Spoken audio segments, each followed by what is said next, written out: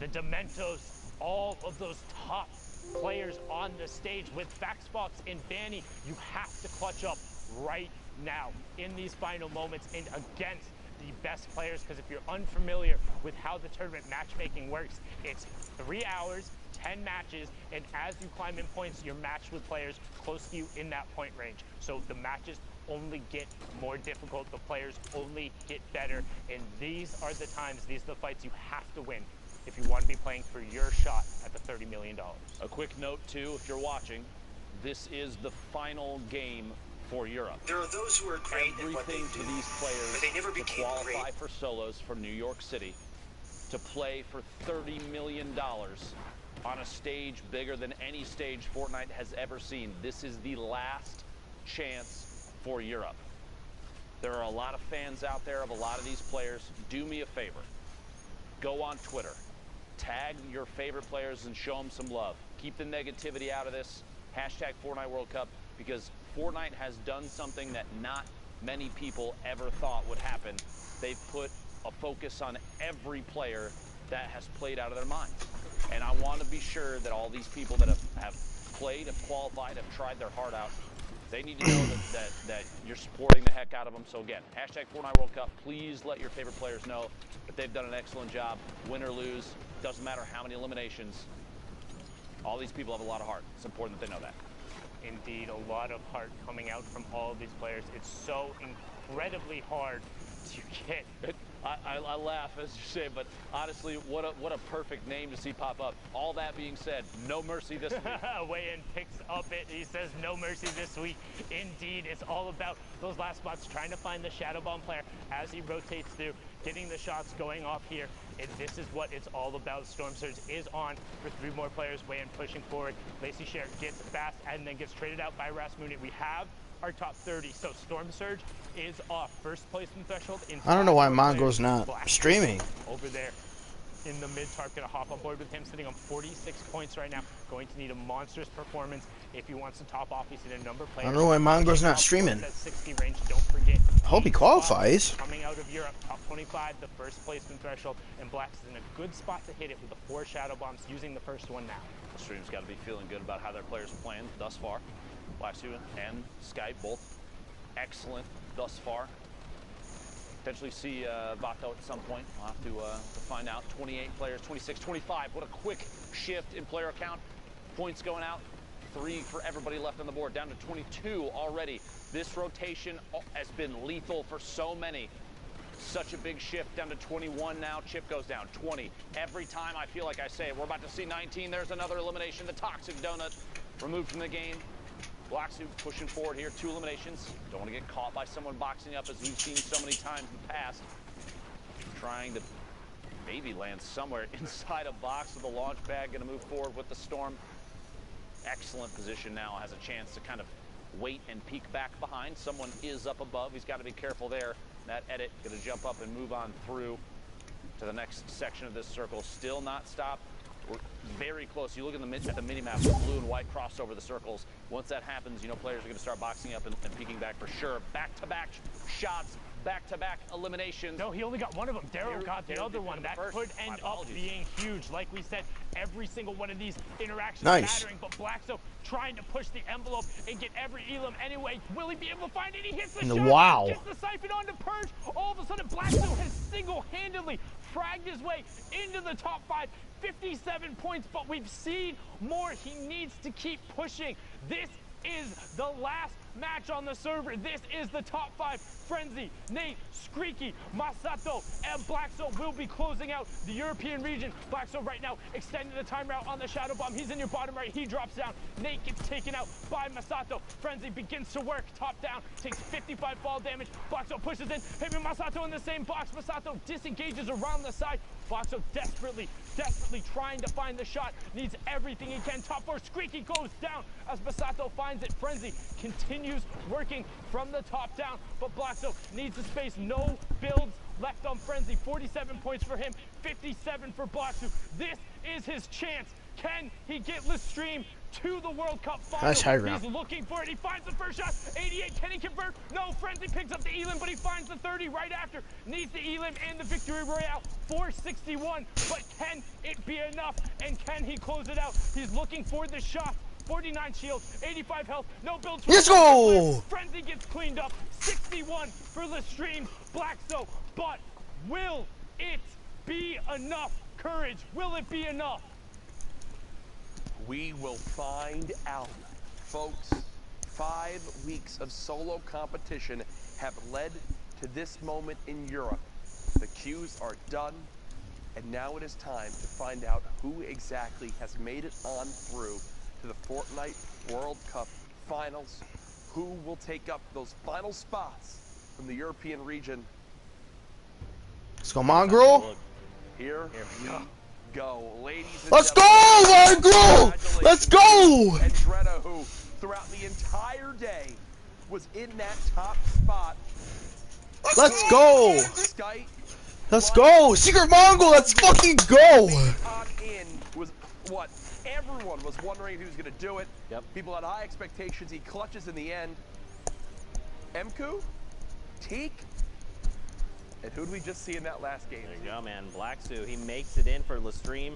That's huge for the Unbelievable. French-speaking community because we saw Solery already go through, and Lestream kept getting edged out every week, but now it's Blackstone's time to shine. Really quick, though, Andretta. So you talked about this guy's been on fire all day long. Yeah. We actually kind of pulled stats on his previous week qualifiers. For the previous solo weeks, 291th place, 127, 218, 610, and now first. All day long. Went from like 50 viewers on Twitch to like 20,000. Send Andretta some love. All his hard work has truly paid off. These are the 8 that are coming through, Courage. Congratulations to them. I think there's one more thing we can do. It's time to punch their ticket. Zeke, I'll start over here. start over there. Boop. There you go. Andretta made it. Crew made it. Let's hit the middle one. Skype made it. There you go. Light. Mongrel. Congratulations again, brother. Let's go, Mongrel. Mku, and finally, Teak, and wait, There you go. Laksu as well. There you The go. 8 players from Europe who will join Moffin and Rona season, as we saw earlier, making it on in. Incredible stuff. Europe was an insane day today, just as we expected. High-level lobbies, tons of people left all the way to that 5th zone. But here's the beauty of it, folks. We've got more action to bring you. We're going to go to a quick 5-minute break. When we come back, we'll catch you up to speed on some of the other regions before we kick off the NA East action. Ooh. Zeke, this is it. This is the NA last East, one, right? baby. You need to know Let's us. go. That's us, baby. This That's is us. your last opportunity to get them involved, to get them hyped. Let's See, go. everyone's gonna be there, all right? DJ Zeke's gonna be there. DJ Sundown's gonna be there. Everyone's gonna be there, all right? The people are waiting. All right. That's baby. I'm DJ Zeke. I don't need no card.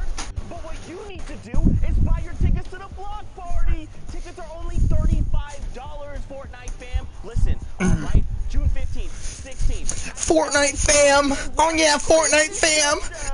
Listen, all right? Team Evolve built an incredible map. Spoiler alert, it's dope. Day 2. Let's go, Mongrel. Let's fucking get it. Gamers, 50 celebrities all battling out for a $3 million charity prize pool. What more do you want? What more do you need? I'm so happy for Mongrel, dude. He's one of my favorite Fortnite players out there. Bam!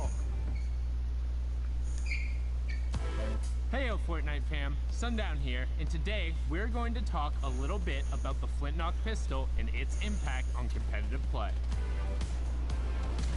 The Flintlock pistol is a great addition. Sometimes it'll just change the course of a fight. The things you can do is insane. You can get height with it. It shoots pretty far. You can almost use it as an AR at the beginning game just to get one shot. It'll hit for like 80, 90 in the body. And this is looking really good for Horrify, but the Flintlock is going to get the high ground. Nikiva, such a smart play. The Flintlock is a common and uncommon weapon that uses heavy ammunition. It does 86 or 90 damage depending on rarity, and it has a 2x headshot multiplier.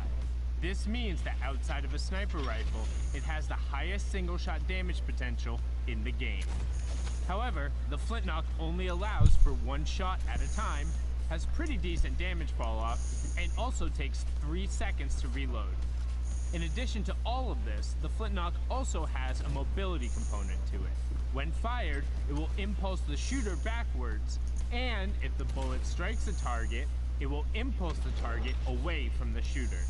This can allow for some tricky plays to be made. Player there, runs out into the storm, jump, turn, finds him, yeah! We've seen a decent amount of use out of the Flintlock during the Fortnite World Cup Online Open qualifiers. So let's hear from some of the qualified players to get their opinion on its addition to the game. If I'm low on HP and I have to choose one weapon, it will be this one. You can actually like kill someone from 200 HP to 0 without taking any shots. Whoopsies. And it's also really good for competitive play because if you're high ground or if you want to get away from the situation, the Flintlock, when you use it and knock He's using Logitech headset. headset. I think it just adds a lot of like different plays you can make with it. I think it's good. I personally really like the Flintlock. I think it's a really good weapon. I think it's a really strong weapon in the right hands. You need to know how to use it, and you need to base your whole game around it if you want to use it right. It's just the kind of weapon we need more. I definitely think it's one of the better things that have been added skill-wise. I like that it's so versatile. I really like it. Definitely deserves a spot here. Thanks for watching, and hopefully you saw how the Flintlock can be utilized in the right hands. What is the best Flintlock play you've done or seen? Share it with us using the hashtag Wow, he saved his World ass. Cup, and we'll be seeing you guys on the battle bus, or maybe Flintlocking through the air. Bruh. Are these corny ass shit? Oh, there's Dr. Lupo. Oh my god.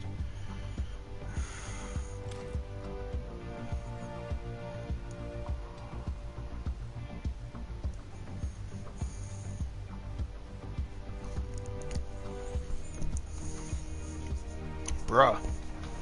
The Fortnite community is so cringy. It's actually hurting my brains. See, I honestly just lost a good 100 brain cells just by watching that.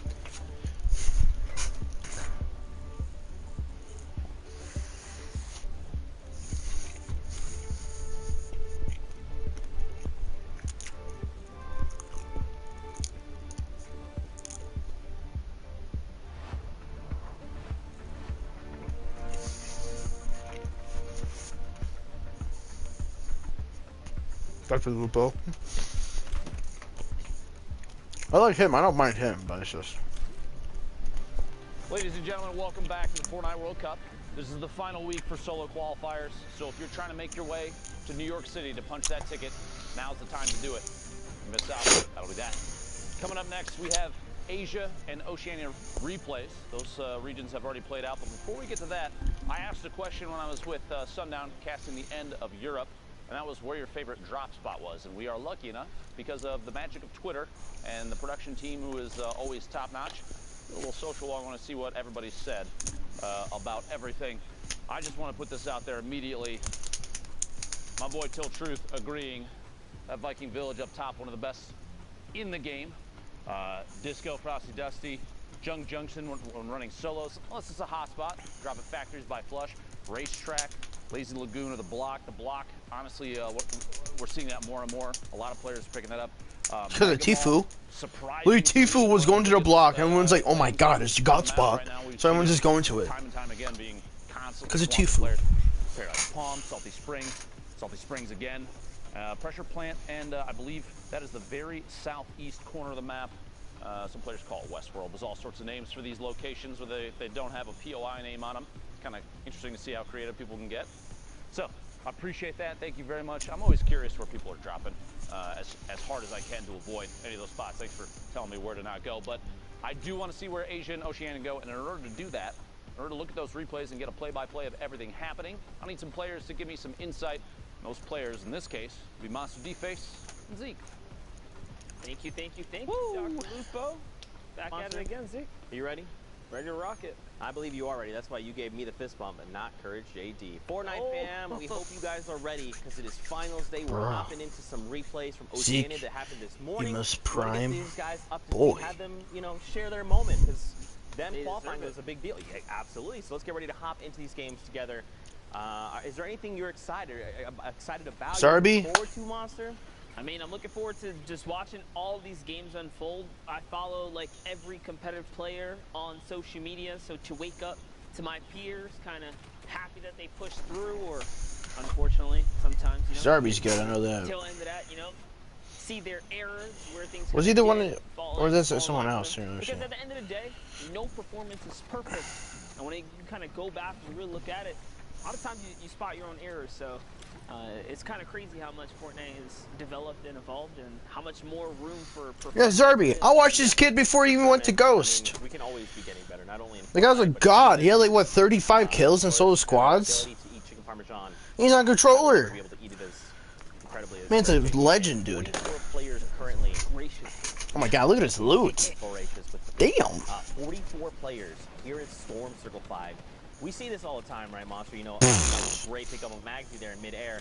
But we see this all the time. Finals day is very different than Saturday's qualification. What's the guy doing? Saturday's semifinals are typically The fuck? The guy had his entire backside and was exposed. They know they have to The fuck's he doing? Play for points, play for placements, and that's what we're seeing now.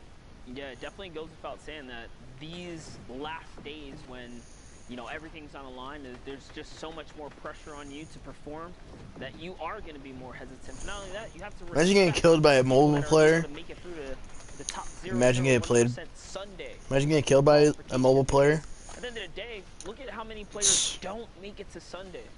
Like literally, it's not easy. Like to literally, you crack out just got shitted down.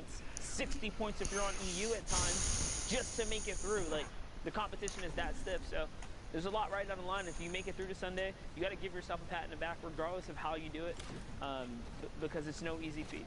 And if someone makes it look easy, just understand that guy is miles ahead of the competition. Yeah, for sure. And I think even if you don't qualify, right, there's always going to be events going forward in the future. There's always another opportunity. Just because you didn't make it, it does not mean that it's the end of your Fortnite journey or your Fortnite career, right? I mean, just like everything in life, it takes a lot of preparation, consistency, but more importantly, one of the factors people don't take for. I hate this skin so much, dude. It's so ugly. You also still need things to click. Even it's what sweats wear, so I don't wear it. Because I'm not a sweat. We saw did I'm a decent player, but I'm not a sweat. AKA Sazman, taking that #1 spot. Small ping gang. He's already on 4 eliminations, so this is probably maybe second game. So today, went to my friend's house. Dude, he had Infinite Warfare, Call of Duty. I was like, I never played it online, so I might as well play it. Dude, I was wrecking shit on that. Oh my god, I went 30 and 19, a good 6 games, 25 kills every other game. Then, you know, my lowest kills was 17. Dude, that game is...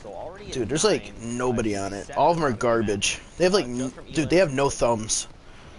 They're so garbage. And that's why I was just smoking everybody.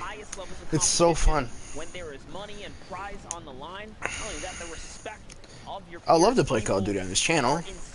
But most of my subscribers subscribe for Fortnite, so... Here in the upper levels of competition, they use these kind of items to maximum efficiency, to save materials. So top tier competitive Fortnite is a very interesting thing to watch and kind of digest. And just kind of from sticking around and studying these guys play, you can level up your own game. Especially like the minor differences between different people's Bro, I hide under the fucking dock. As a player, you might say, I love Glider Redeploy, and that is my go-to item. For me, I might say, look, I value the Shadow Bombs more because it just lends itself to my playstyle and the things I'm looking to do. You know, and especially as Fortnite continues to evolve, new patches come out, new weapons, items, utility, all that. Like, it's just an ever-changing game. To see these guys adapt and just everything is lethal. It's like great AR. It doesn't matter. I'm just gonna find 10 elims. Great tech. What's up, Carlos? Yeah, exactly. They make it look so good. Now take a look at Rona, who somehow manages to find some high ground off that Shadow Bomb, doing a really good job at climbing up here. Makes the damn edge. One step ahead of Unknown. Space there. kind of steps out before his counterplay can even happen. Hi, Now he buddy. is set up. He has a setup shop right here. He's at the ultimate top. It's Alfie. Alfie firing Alfie. down, and someone else is just above him. See there, it's Brave. I will not lose. There's Definitely nobody in behind here. her. Alfie says, you know what, Yeah, I no. want no part of that. He is coming down into Rona. See what Rona's going to do with these final moments here. He steps into another player's box, 120. Such a tight crosshair to hit these shots. You got to respect the aim here and the consistency, Zeke. This is, I mean, this is This what guy separates has 10 Softline kills. from the rest, right? There's so much confidence behind his play, and this is what I love talking about because that's what resonates with me, is how confident you are in the moment of things happening, right? Just look at this, not building. He has 13 builds, so it's not much, but he doesn't. Oh, he need just to build. He snagged knows his what's kill. going on. He's letting this. He's dictating the tempo of this game, right? Right now, Softman is on that lowest level. Bray is up above. And now, I mean, Sosman's got 10 elims, all right? This is huge. Oh. He's going to try and go against Bray. Now, Bray does have more materials, 35-2, but now they're saying, you know, let's go toe-to-toe. Can Sosman line up the shot? He actually drops down below Monster. This engagement didn't even pan out. Oh. Is he going to be able to get him? Is he going to be able to break these Come builds on, and bring get him his down? ass, come on. Rona Season was just trying to stick it all the way through. And Rona Season is Sosman, guys. For those of you guys just tuned in, so these final moments are here. Are everything. He's looking to get these low God, dude. He's got the storm in his fever. He's still trapped. Let's go! with it, and he hits every shot. Every Nice. single peak, every moment, every pixel goes to Rona. 11 kills, bro. That fucker went off for no reason. Everyone else in the lobby. Like literally no This is reason, what dude. we're doing now, because you saw the player above. They had health advantage. They had shields. Sosman, he was down to what, like, All right, what's going on 15 here? and popped A replay? slurp. And then that other player was so Who do I afraid know? to fire back because he was like, look, this guy's going to crack me in the face. Who do I every know? single time. You can just tell by the way he's moving. He's confident. He sees that win. And that's what I was gonna say. I Like, don't know so this funny guy. that even with the high ground, sometimes you can just tell a good like low ground warrior will poise up in such a way that you're like, dude, if I like look over, like he's gonna shoot me. Like, you know what I mean? Yeah. Like you just know. So in You're those planning on your high? knew, What's this man, guy doing? He was gonna get shot and That was stupid. hate to see it not be able to clutch up. But on to the next guys is ORNZY. Ornzy. I think that's making me like sending me back into my previous You Fortnite just games know, where it's right? like I want to fight a guy and I'm like, this guy's crazy. Like, why would he do this? I'm just gonna get this guy, and then he just completely crushes me. Lasered. He is He's a controller player for sure. Fortnite. That's what was going on. Now look at this, Orange Oh my here. Yep. He's definitely a controller player. I can tell. Now keep in mind he's outside of top 25. He's got to be a little bit careful here of how he navigates. Again, on the right side of your screen there, you see Sosman, again, the person who qualified from OCE. His name currently is Rona Season, aka Sosman, just to make sure you know. But look at this loadout, dude. Damn. Looking good. One of The the minigun. That's odd. underrated things about the minigun is the extreme high fire rate. It might actually have the highest fire rate in the game when it's fully cooked, and because of that, it can really punch through builds, even if you're trying to stay on defense. So if you guys haven't given up the minigun a swirl, I should say, try and pressure someone down with their Wow! Look at that let me know joke. if you pierce through the turbo build, you get some shots. But don't forget, guys, we're tuning in straight with the OCE games here, which already kind of developed over the evening here at the Fortnite World Cup. Players have already put their tickets to New York City. This is the last mats. solo opportunity. Next week will be duos, but today it's all about the solo action. You can find yourself in the Big Apple. Big Apple for a slice of pizza, like Golden Boy likes to say. I don't know why I like to keep perpetuating that, but here we are. For a slice at 30 M. Yeah, there you go. You know, something really cool about God, dude. Rona's loadout Why is the he's Fortnite actually maxed. community so We were able cringy, to dude? see his Mac count there for a little bit.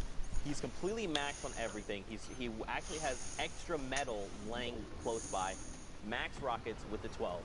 Completely great AR. Look at this. Oh, boy. 650 rounds of small ammunition, 130 slugs, 8 deploys, a single shadow bomb. Sure, you know, he probably wishes he had 6.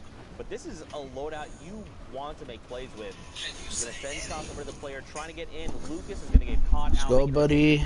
Mongrel streaming. Let's fucking go. Here, and this is how his journey unfolded to make it through to the Fortnite World Cup. every opportunity that he has to take someone out, you can see he's double singling out qualified. players and That's taking advantage of the positioning, but hopping around the map. These are some other players' journey as well. As we have Ariel here looking for the heavy snipe, finds a weak opportunity. I would have no-scoped that, just be a Whoever bitch. that is up above him is going to manage to connect the structure, but you know what? Ariel pops a nice little cone up. He's trying to go for it. He's trying to Like, get a honestly, around here. he's double qualified. If he didn't get the solo, I don't think he would have been pissed. Actually, he would have been pissed because he wouldn't get that, you know, nice chunk of fucking $3,500. Nice chunk of change. You know, semifinals, go for it, right? Like at worst, you just set back a game, you could re-queue and everything's okay. But in finals, every single interaction does matter. So for Ariel, you know, he could have potentially challenged for that high ground, but it's like, I just kind of use my heavy snipe. I don't have that key to all doors. Let me just get myself to safety. That guy's fucking weak. Reload, gather more information. Well, take his wall. Look, he's now in top 15. Shit it on. He found an E limit he was hunting for before. He just finds it in another place, and now he's still just continuing. He picks up a Rift to go as well. Heavy snipe gonna be picked up too. So now, I mean, Ariel's in a great spot right now. Yeah, for sure. That nice little mat replenish there from catching the Elim is going to throw him back in the running here to try and see if he can squeak out a victory. Up at the high ground, we have other things unfolding. Kalen goes down to Samurai. Sosman still alive in the mid-tart, putting down pressure. Squall's in a campfire here. That's a signal to the rest of the lobby that, hey, there's someone weak nearby. Sosman hears the shadow bombs kind of thrown all around him. What's he going to do here?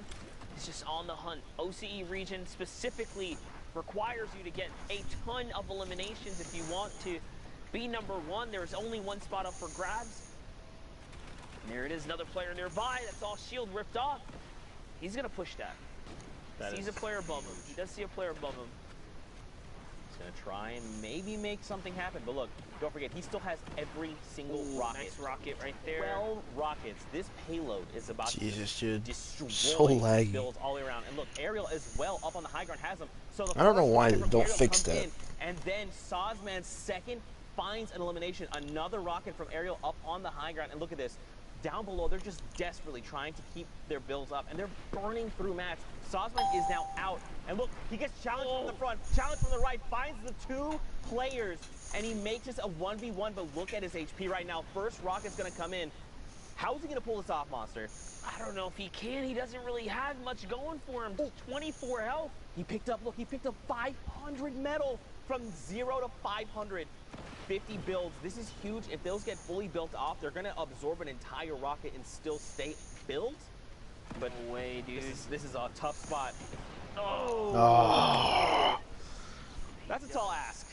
That's a tall ask. Really was. 200 HP on Ariel with the RPG as well. He was fully loaded, med kit, minis. He had everything he needed. That was a tough end game for Sosman. But hey, second place is not too shabby in this format. You get you know, a ton of placements, but more importantly, those two eliminations to squeak out.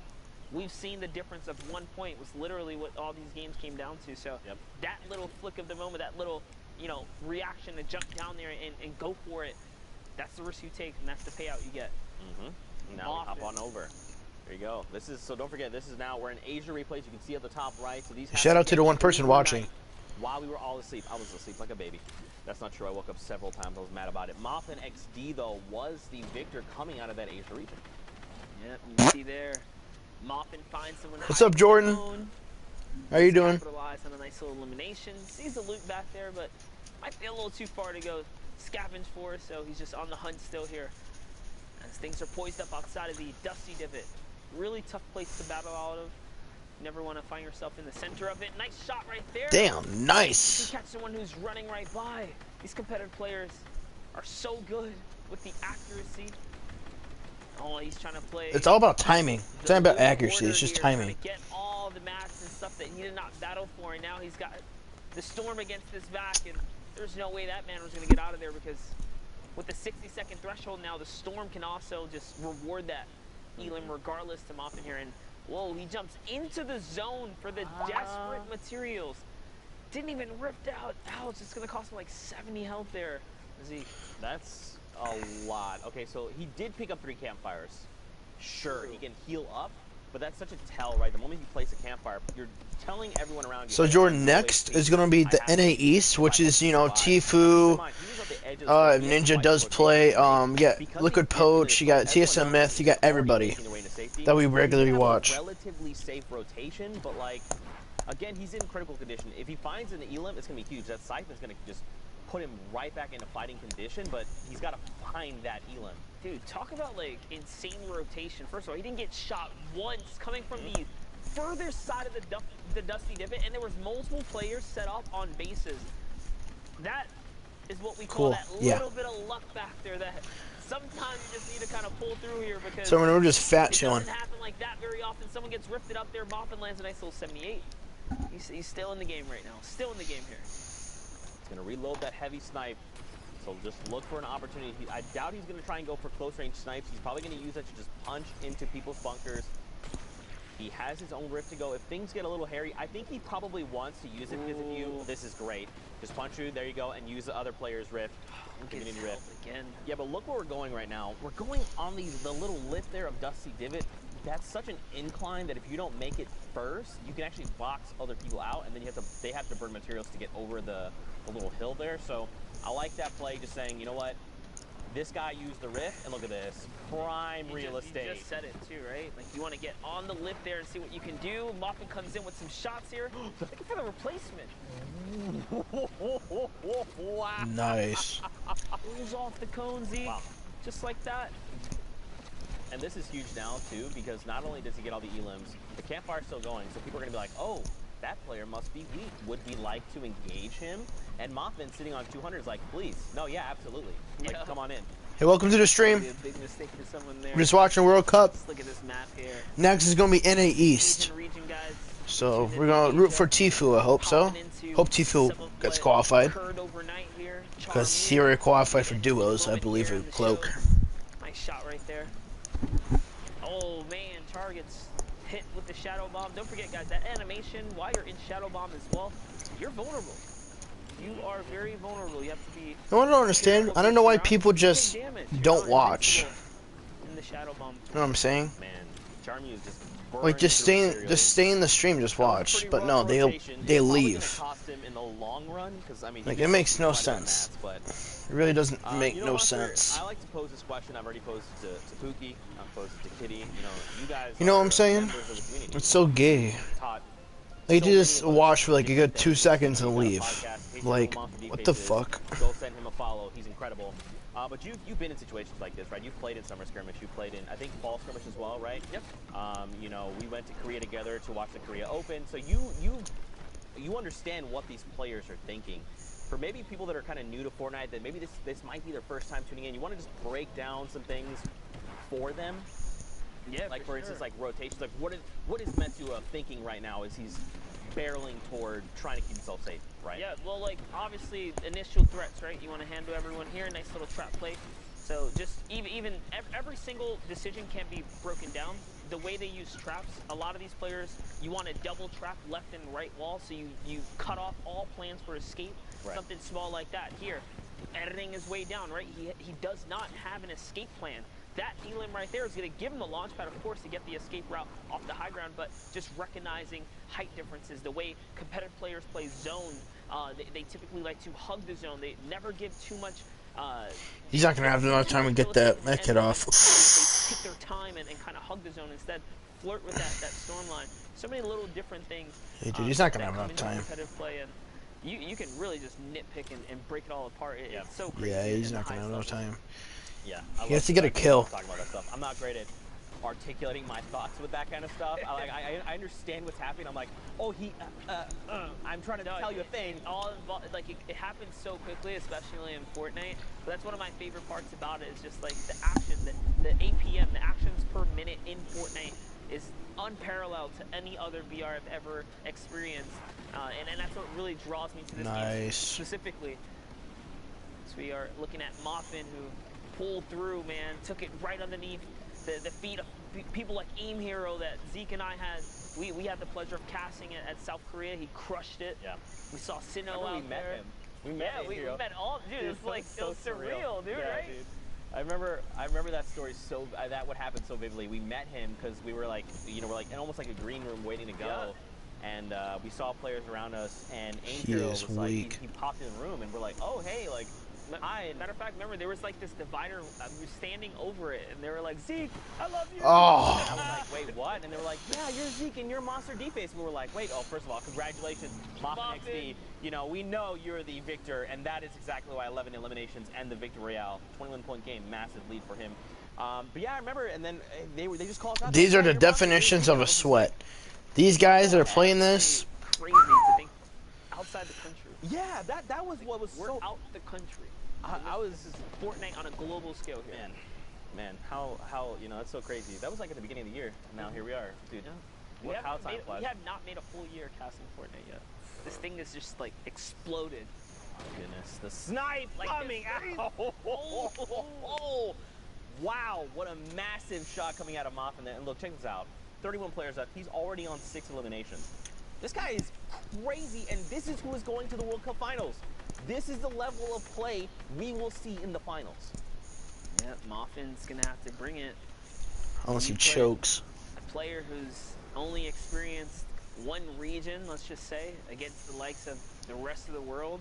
Yep. Who knows what region is really gonna come out on top. Keep in mind too though, guys, you know, EU and the American regions, the European and American region, will of course have a larger presence just off of the sheer numbers, so it is going to be interesting how the top 20 I'm a sweat. turns out. I'm not even a sweat. I'm a decent player at the game. I'm not even sweat.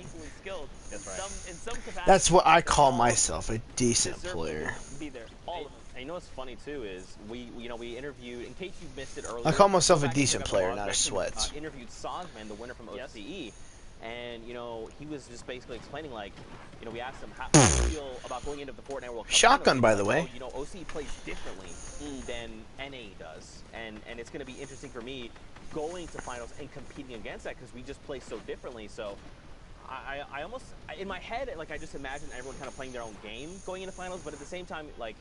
You got to think this is a $30 million prize pool. This is huge. You know, the biggest stage ever for different places. I mean, but that goes against everyone else too, though. Sure. Because that means, like, oh man, just think about it. I think finals gonna have its own meta. They're gonna have a style, and of course the pressure's gonna be high, guys.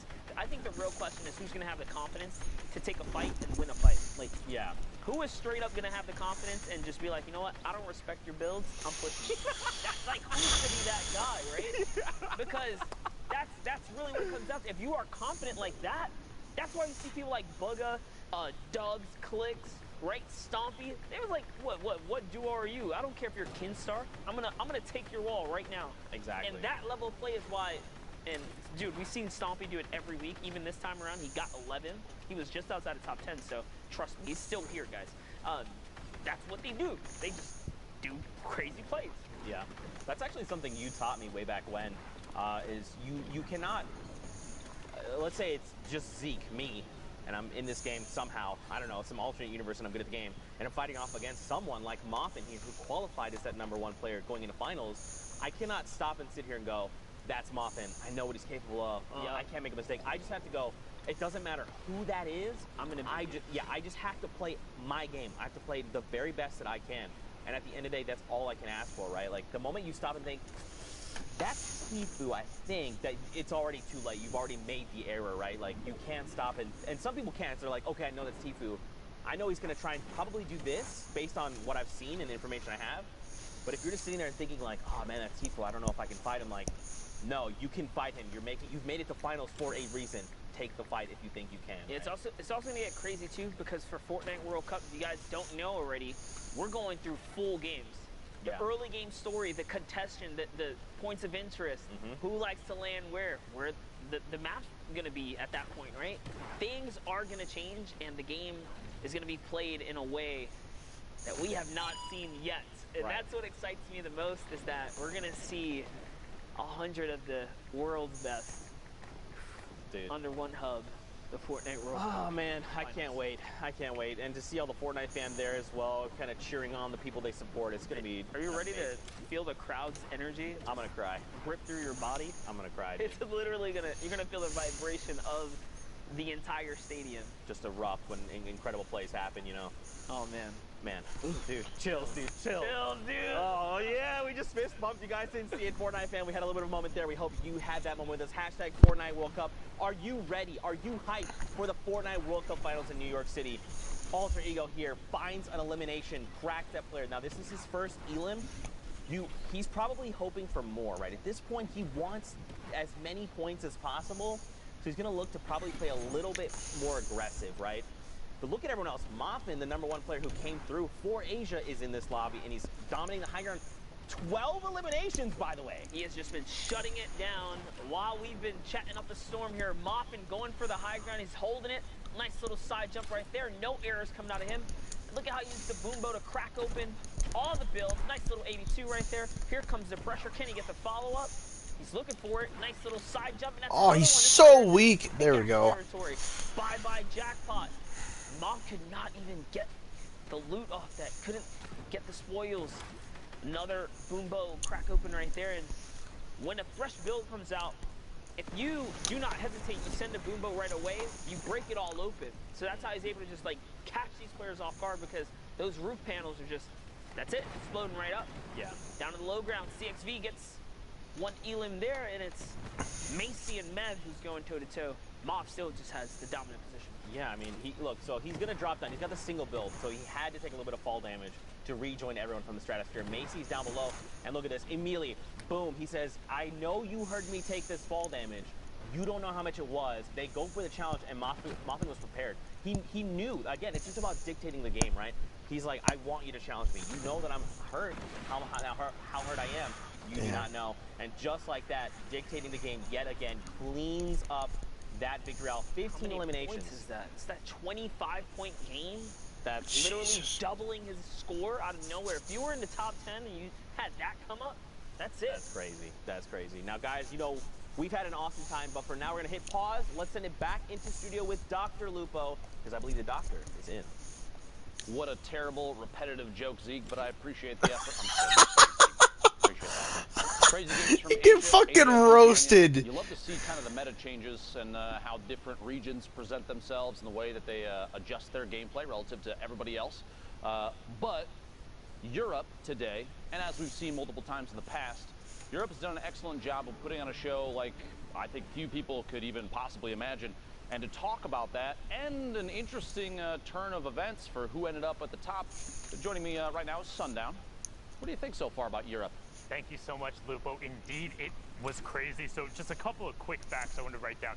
15 points separated 100th place and 8th. You guys think he smokes weed? That means a 5-point victory route was the difference of going to New York City. Most likely. In the 100th spot. That is absurd for how close it was. Blackso, in that final game we watched, pushed him up to 61 points. He was tied at 61, but because he had the victory royale and got the average elim at the end, it pushed him into the last spot. We talk about how every single interaction ends up mattering, and then unfortunately on the outside looking in, Airwalks, the last play we saw, if he had had one more build, he could have made it up the elevation and kept the storm. Instead, lost it, lost the victory royale, and lost his spot in New York City. Mitro also on the outside looking in, 2 top 15 finishes, but not being enough.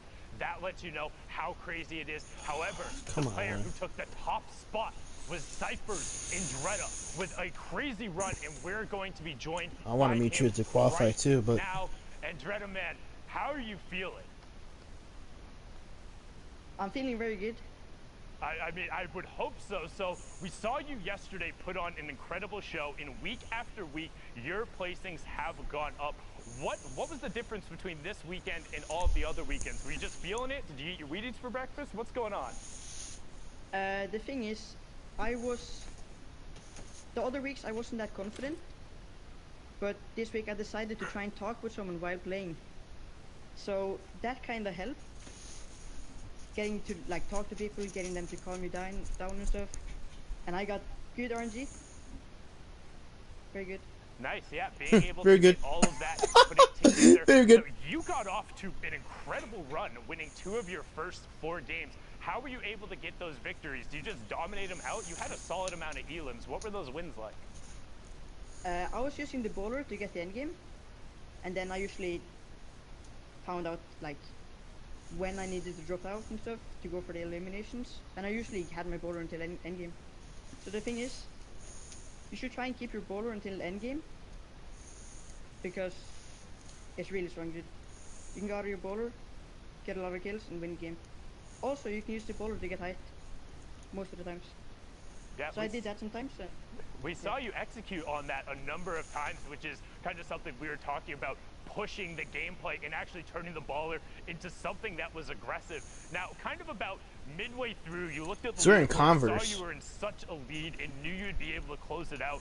But my question is, when it was all said and done, Or All and you Stars, saw I you were don't there, know. you were in the #1 spot, what did you do? Did you run around your house? Did you go tell your parents? Were you celebrating on Oh my Discord? God. What was that moment like? I was celebrating so much. I actually got hosted by Symphony. My stream was going crazy. I was actually, while I was playing, like my 5th game, I started crying because I almost knew I was qualified. So that was probably one of the best moments in my life ever. I don't know what to say. It's got to be exhilarating, honestly, to That's know your that, best moment in your especially Europe, life? which we've talked about as one of the most difficult. So nothing else in your regions, life qualifying. was the best Even with moment? 8 positions, there's so much pressure there. But A actually, Fortnite I gotta competition. ask you kind of a random question. I keep seeing the lighting change on your face. What are you watching right now? I'm actually watching the Fortnite stream. All right, what, you see yourself. There's layers here. There's layers. It's very Inception level. Well, thank you so much, Andretta, for joining us. Before we let you go, though, if you could do me a favor, please, please, please, please shout out your own channels, shout out your duos channels, anybody you want to. Okay. So my Twitch is Andretta. My Twitter is Cypher Andretta. My YouTube is Andretta. And I want to shout out Shoko Laden, and all the people in that Discord. And I want to shout out my stream. Thank you so much for the support. Awesome, man. Thank you so This much. man Again, incredible performance. plugged Yesterday. everything he can think of. $10,000, a spot in New York City, and as Golden Boy would say, we'll have to get a slice of pizza. We'll be seeing you later, man. Thank you so much. Absolutely incredible. It's crazy to think just the age ranges too. These are kids that are so young, all the way up to, I believe the oldest qualified right now is 24 right now. Yep. Consider how much they're playing for too. I don't blame him honestly for getting emotional in the middle of even halfway through his games. It's insane. It's just nuts to me where he's like, oh, I didn't have the level of confidence, and then right after it's like, yeah, about like halfway through my games I started crying because I knew I'd done it. And it's like, that's the level of confidence that you need to be bringing on the final day. Just huge shout out to Andretta. Go follow him on Twitter, follow him on Twitch, give him all the plugs, because I promise you'll be seeing more of this prodigy. Topping Europe is an incredible accomplishment, but we have more games and more regions to be getting into. We saw Oceania and Asia. Just now, we're gonna hop on in to Brazil for a brief little bit. So, back on over to the cast as we go. Thank you guys so much. Brazil. You know, I feel like we've just nerded out about Fortnite, but now seeing Andretta be there and just like talk about things, it makes me want to nerd out more. Dude, it gives me the feels, man. These young champions coming up and coming out, and it's crazy. Like he said, he just knew he made it, because if you look at the track history of all the players who've qualified so far, I say it every week, it only takes about 5 or 6 games. That's all it takes. If you get 5 or 6 aces, just solid games, big points, big placement, you're knocking on the doors. Right. All you got to do is not choke the rest. Just ease it out. Just ease it out.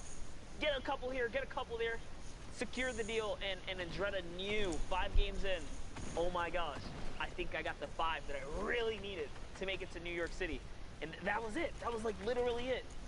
Long behold, though, he gets first in the whole thing. European, the toughest region, in my opinion. Yeah. One of the toughest regions. Of course, you can't take away from West, who sometimes only gets 1 spot. You know, OCE, Asia, and Brazil, of course, they only get 1 spot. It's crazy. That's arguably harder, but when you talk about mass player pool, Europe is hard, dude. To get #1 is insane. Well, especially for Andretta, I had a card not that long ago kind of saying a few of his placement spots. Last week we watched him end in 610th place, and now the last solo week Now to see him in the final week come out as that #1 player, you know, that's just clip. You know, I would associate like, you know, there's 8 spots, and if you hit one of 8, great, awesome. I've qualified, great. But to be able to say, of that 8, I was #1. Look, you know, Tifus of the world, you guys need to respect my game. I came in #1 in Europe. That's why I'm here in the finals. Like, let's go. It's going to be insane. Oh man, I love Fortnite so much. 23 people left in the current lobby, though. He's dead. Monster hopping in Storm He's dead. Now, guys, don't forget, Damn, we are dude. hopping into Brazil games. These are live. For a moment there, we had the timer. We're about 1:30 or so left on queue times. Don't forget, it's 10 games. An hour. About an hour 40. Okay, I was close. Darn. I was just off by 10. We have either that 3-hour window or 10 matches to play, whichever comes first. And then obviously we're gonna, you know, make sure that, because don't forget, you can queue up even with those last few seconds and then play out an entire match. We want to just make sure everyone has enough time to wrap up their games, get those standings out. But here we go, Peru, hop into with him, 100 ping. All right. Things are unfolding right now as we speak. So this is a live situation here. Brazil, known for another region that you have to pick up heavy elimination, secure placement points. This is not just a win every game and you make it through scenario. You need the elims as well. Nice shot right there from Peru. 100 ping. Connecting with the combat. Oh, bunks his noggin right there. And that's going to cost him a second launch pad. Yeah, you definitely want to look up. You never want to make that happen because you waste a secondary launch pad, but it's okay. New rotation coming out. He's got to reassess. He's going to be able to get himself to safety. Now, he's already hit top 15, so everything's okay. We're still in the running here. But, you know, there's a lot of big names in the Brazil region. All the W7M boys. You see the red teams, right? You know, Snow, just to name one. You know, the X-Own King. So many talented players. Team Techno Viking kind of. Also from Red, you know, man, there's so many players here that this bot can go to. Tries to challenge for the launch pad, doesn't get it, and says, Kin, I'm gonna go ahead and shut you down. You took that launch pad, I need it, and that's what helps him make the rotation. Ooh, but he does get hit by a combat. It's Ice who's in the high ground, so Peru's now found himself in a dire situation. He's got to start healing. Tony's underneath the build, putting some pressure up, but Tony gets melted by Code, Pulsari, and so does Gabriel. Just gets owned by Vanessa on the edge there. Clipnode now putting pressure down. We're going to hop into his perspective here as he's looking for this combat. That's 1, that's 2. Doesn't find a 3rd, but it's okay. He raises himself up in the layer. He's trying to get a brief moment of peace in this crazy storm that he's in right here. He can't even heal. And nice little stop. Fran, he catches him in the toe. He's going to keep him in the game here. This is huge, man. He's already on 8 eliminations. When we talk about elimination counters, especially on finals, 8 is massive. You know this player has been on a spree. And look at this. Clipnode looking to play it out as technically as possible, looking for these angles, waiting for people to turn their backs. Oh, my. Send shots over. I think he's trying to go for the wall replace. Yeah, he hit this guy for white, so he knows he can take this right here. He's got to be careful, though. Can't let his guard down. Turns around. It's Peru, who was in a weird spot before. He was very low on health. Turns that one around. Someone else goes down to the storm right there, so Clipnode couldn't even get that. It's Vamos. Clipnode, he can get the high. I don't think he can get high. Holding up the high ground right now. He's focused on one person. He's focused on one person. Nice. In the shadow form, he just obliterates the player. That was absolutely insane. But Clipnode is the victor of that game. Like, what? See what it did there? You maybe saw it. Maybe didn't. It's okay. Next game though, massive prop. Oh, you see the clip and the this and the net. I just rhymed. No big deal. I'm not a rapper. 44 players in the next game. Moving on in. Man, he popped that ghost right in the sky. Maybe you could call him a ghost buster. Oh. Shout outs to Jeff. Right, I made your joke. We're gonna high five after.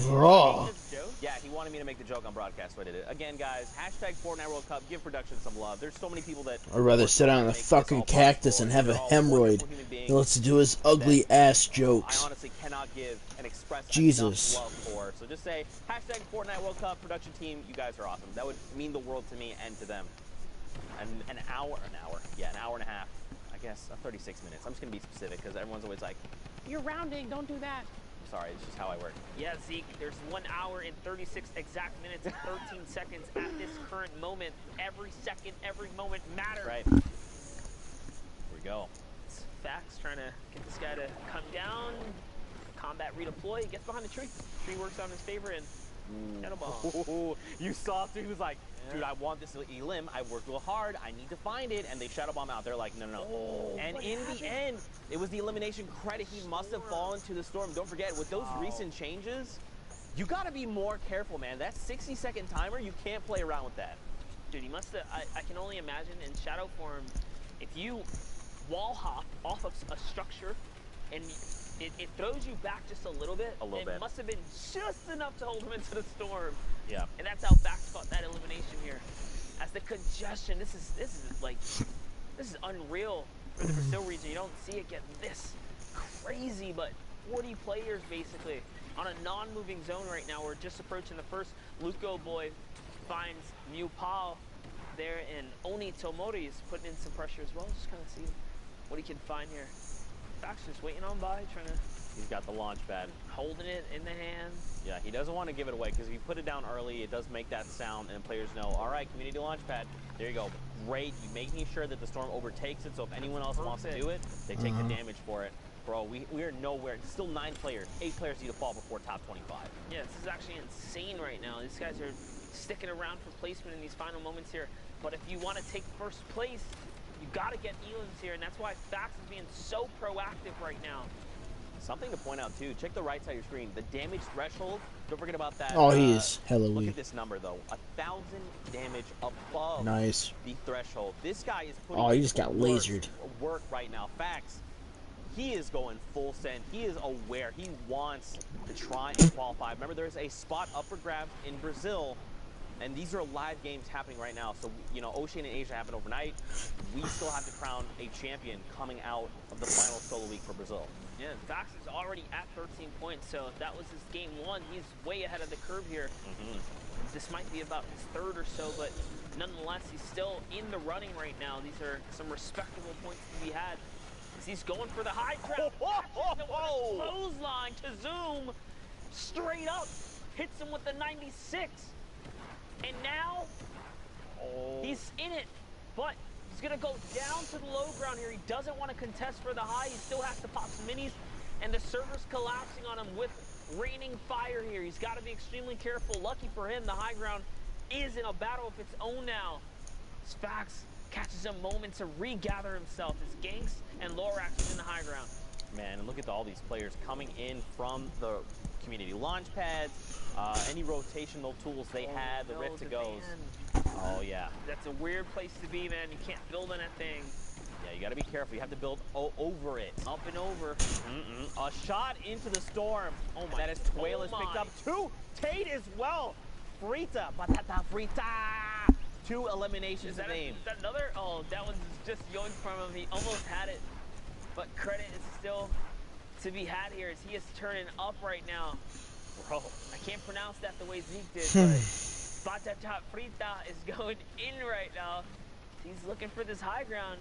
You see the technical builds too, using the cone and then hopping out around, using that floor to catch yourself so you kind of save a build there. All right, Batata Frita. I'm about it. An 82 and a follow-up. That is Lorax. And he got the nice. Mats. And high ground too. He does have the materials to hold out now. The high ground is his. Can he stick it out though? Yes, players are dropping right now. We're in top 6 suddenly. So all these placements being divvied out. Just one more person goes down and just a little bit more is going to be rewarded to him here. Man. You can see the shot there. This was really good from him, right? Making the decision to go high ground. Look at this. He's put him in the top 5. We were top 25 when we kind of tuned into him, right around there. And because of his decision making, he's gotten himself all the placement points. The victory route is the next threshold. And look, Monster, he's just looking to close this out. That's right, and I love it because he's just textbook holding his high ground, but he is out of mats now. So this is where you have to go down, uses the cone right there to sit on that, and he just has to give the high ground to Avir here. I believe that is Avalar, I think. Oh, Avalar, gotcha. Yes, I think so. Sundown can correct me at some point. He's going to go toe-to-toe with that player, though, and that is it. Good day, sir. All right, did he get mats off that? He didn't, Zeke. He's got the flint knock, though. He's got... he's got the combat, so he's got right there. One more shot to Wonder Deer. Wonder Urzen is going to go down. Is he going to go down? Yes, he is. Frita connects in the final moments right there. Walks away with the 6th elimination victory royale. And Okay. 16-point game coming out of the Brazil region. You like to see it. Now, Fortnite fam, you know we've had so much fun hanging out with you, but for now, let's sit back in the studio and see what Dr. Lubo's got. Thank you, Zeke. Thank you, Master D Face, you legends. I know a lot of people are wondering, and yes, we're going to look at it here in a second, because the tension in Brazil is high. South America putting on an excellent show, and we want to see what the standings are, so I'm going to take a little stroll on over. We're going to look at the board and see exactly where everybody is lining up right now, and here you go, top to bottom. Clipnote sitting at 51 points, 4 games played in 2 victory royales, but on his tail, only King 45, just 6 points behind, and only 3 games played. You see the spread here, not too far away from each other. Multiple players from previous qualifying weeks. King, Code Nix right there. Both players already have made their way. They've already punched their ticket to New York City, but consistency is key, as you can see here, an example of exactly that. You'd love to see it. Brazil, thank you so much for everything you've done for us so far, putting on an excellent show. But before we get into the rest of the games of the day, we're going to take a quick 5-minute break, so don't go anywhere except for maybe to the bathroom. Oh, sorry, half hour. I do this every time. Production yells at me repeatedly. I don't know how to tell time, all right? 30 minutes. Go get some lunch. Swing on back. See you in a bit. Lunch? It's 4:30. I'm supposed to have fucking dinner right now.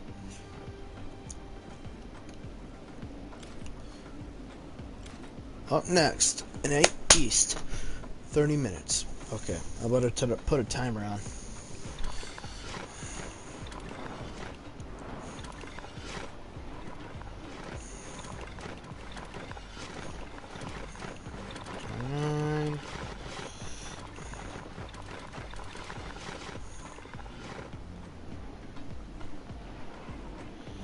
Alright. Yeah, put a timer on. I don't want to see Brazil. That's the end section. I don't want to watch that. So, in about... You hear my timer on when it comes up to show when we go watch NA East. Found in a basement budget movie set.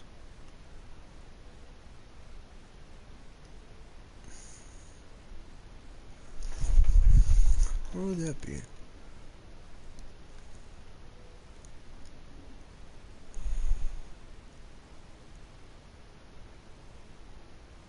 Budget movie set.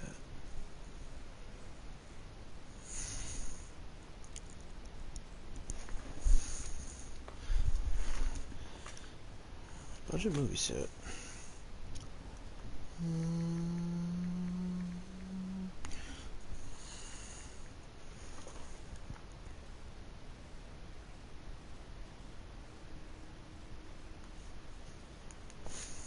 Basement budget set. Weird. I think I do know where it is. I feel like is it that one streaming room near Shifty? Because if so, let's see, what's this? Top 6, top 25. Match with a friend. Okay. Oh. Okay. 4 more.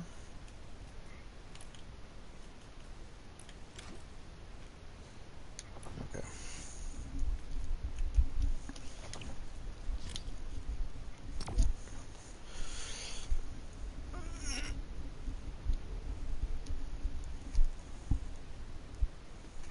Oh. Whew. Oh.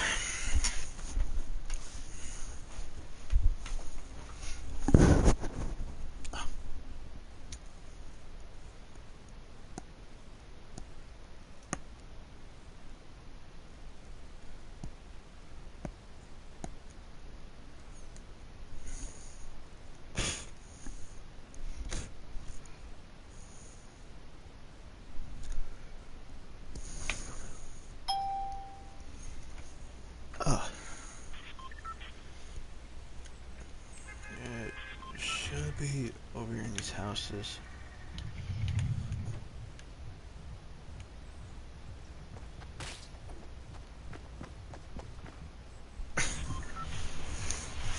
Okay. Here we go.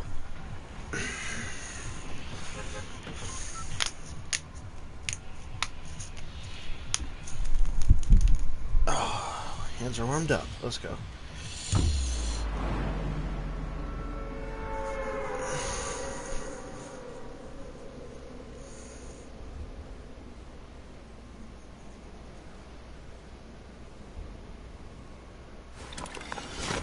Alright.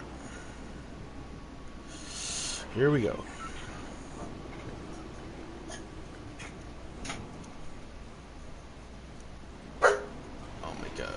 My dog, just be quiet.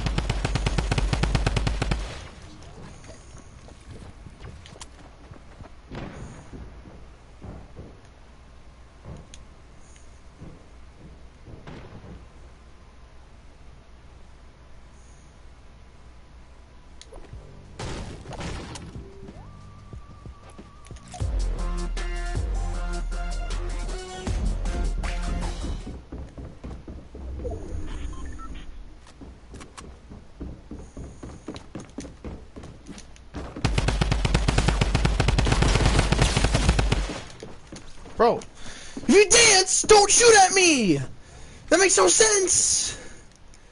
If you're dancing... Why?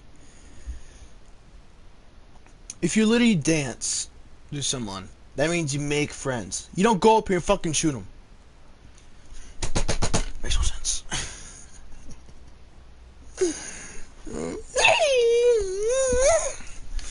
No fair!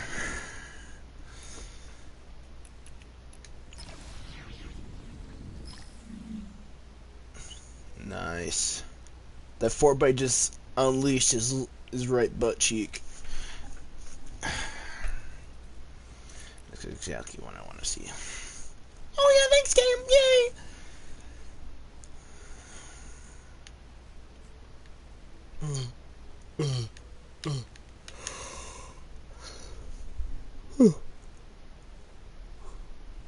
Oh, excuse me.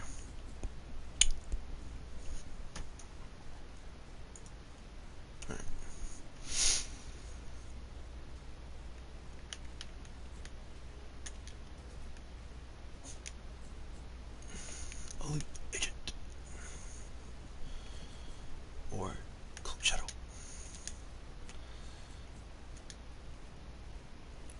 Alright. Who cares if I'm an OG? Let's see.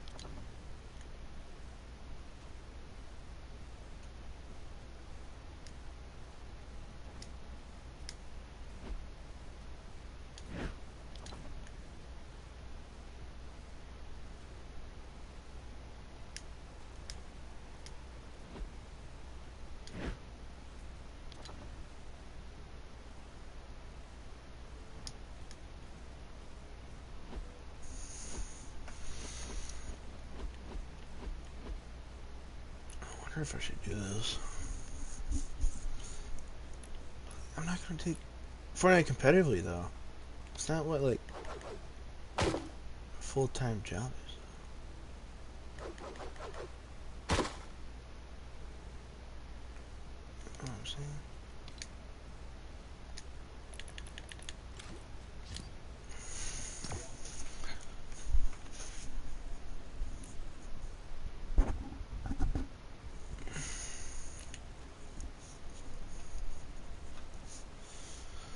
You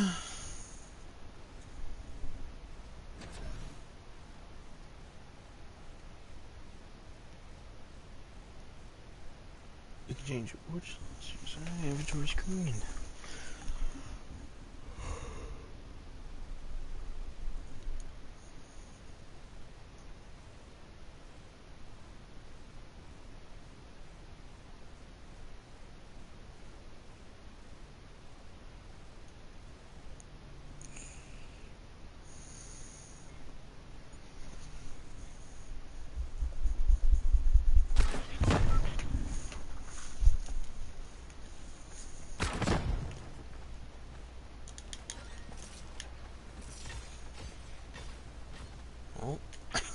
Oh, be careful where you're shooting that thing, no skin.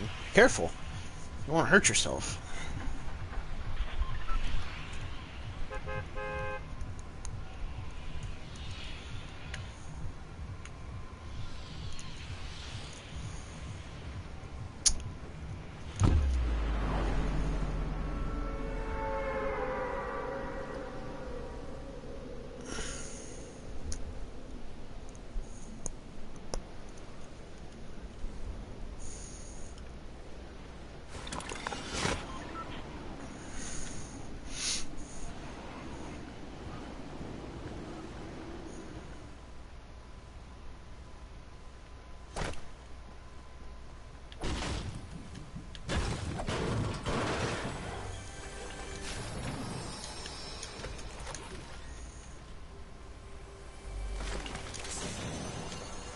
Dude, what the fuck with the Deagles, dude?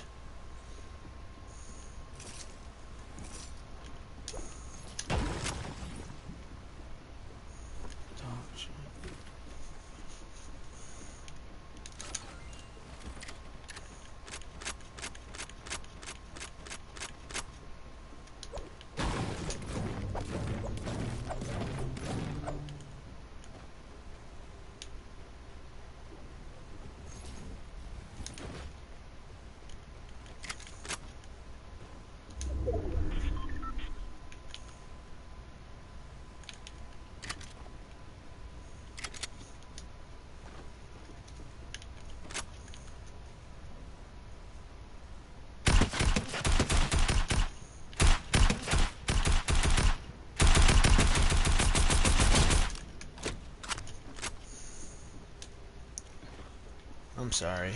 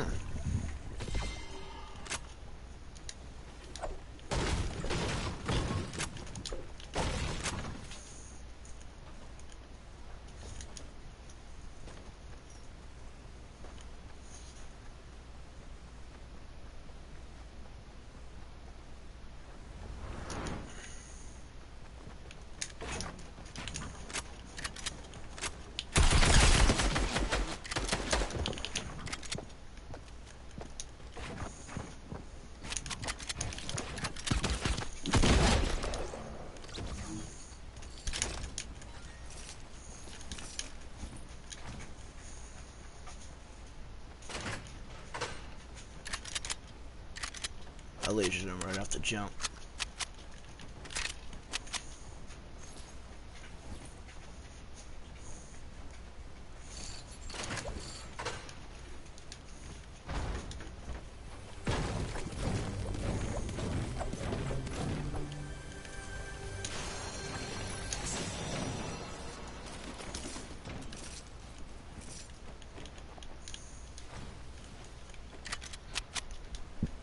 Oh, excuse me.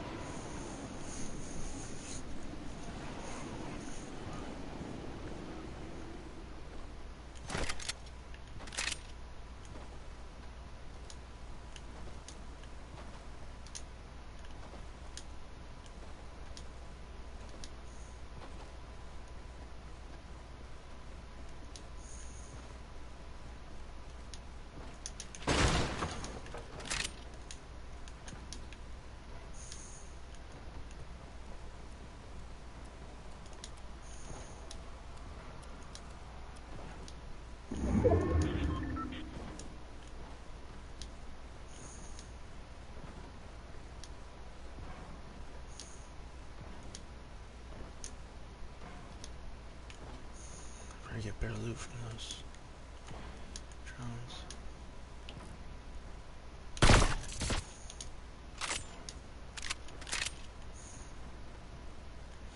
I'm gonna use my silencer, my silence weapon, so no one can hear me.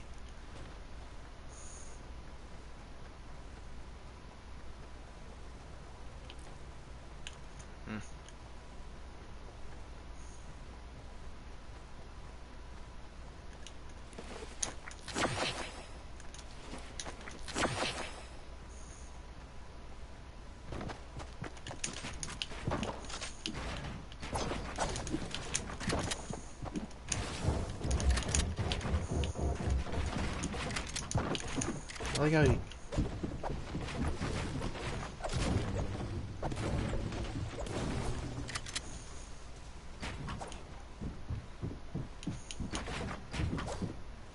Bro, why you build so much?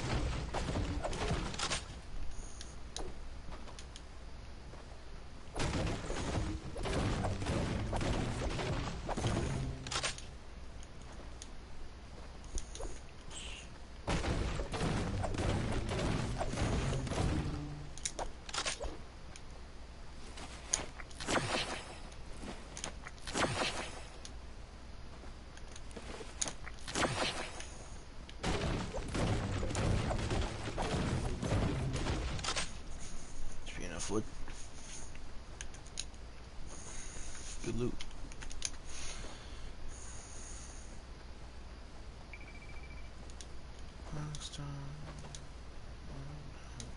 Okay.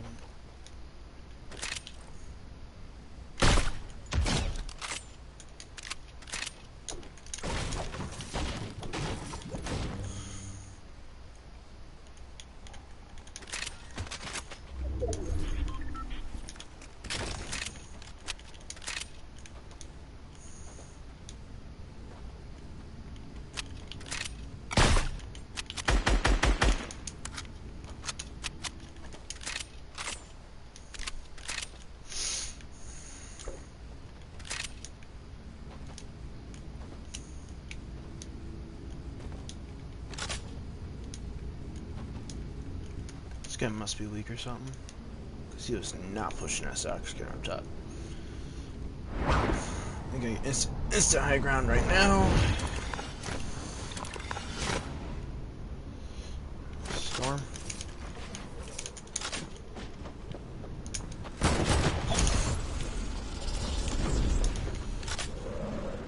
He died.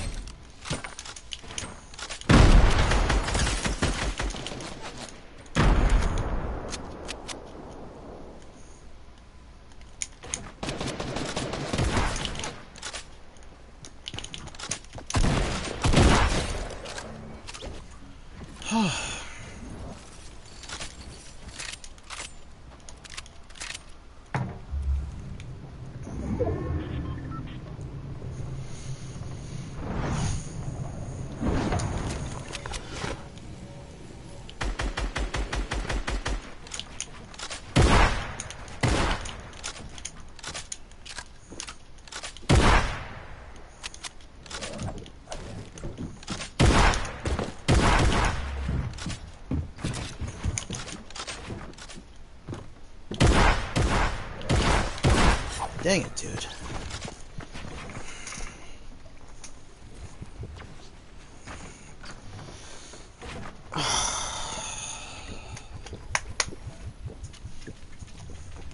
Damn, dude.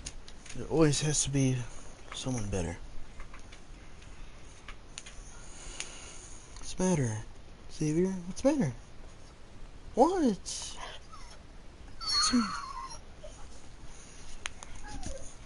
You okay? What's the matter? No. Stop.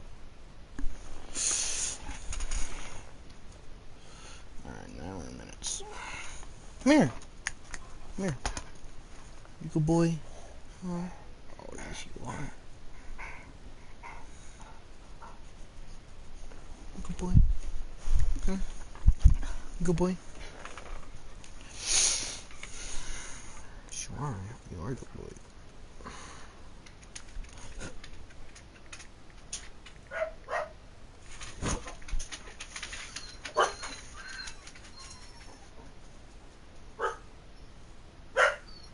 Oh my god, can my dog shut the hell up?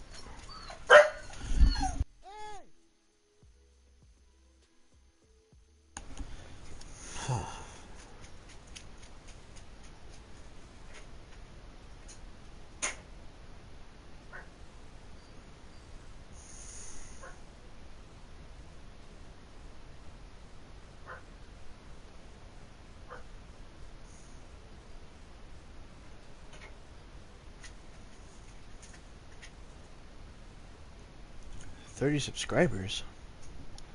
We hit that? Oh shit, we did. Damn. Wow, appreciate it, guys. Sweet. Nice. 30 subs. Nice. I'm getting up there soon. Do that. In fact, match with a friend. Mostly all my friends are pretty toxic, so...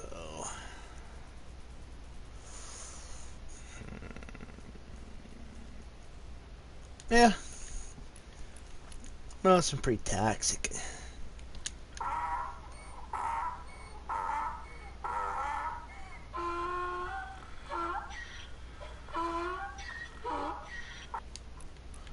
hate that emote. You know why? Because people, like, you know, they use it when they kill you and stuff, and they're laughing.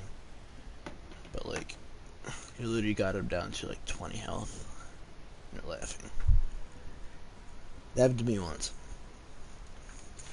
I headshot him for a good 120, and then I headshot him for 40.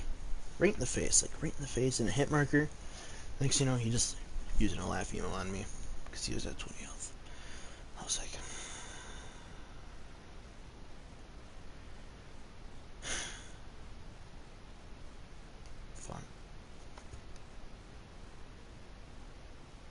If I tagged that one guy when I was gliding the Yuletide Ranger for like 35 twice or once, I think I would have killed him, but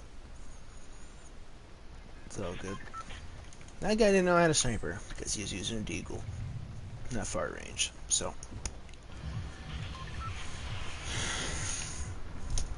That could have been a great match. Probably after this match, if I survive long enough. Let's see. Yeah.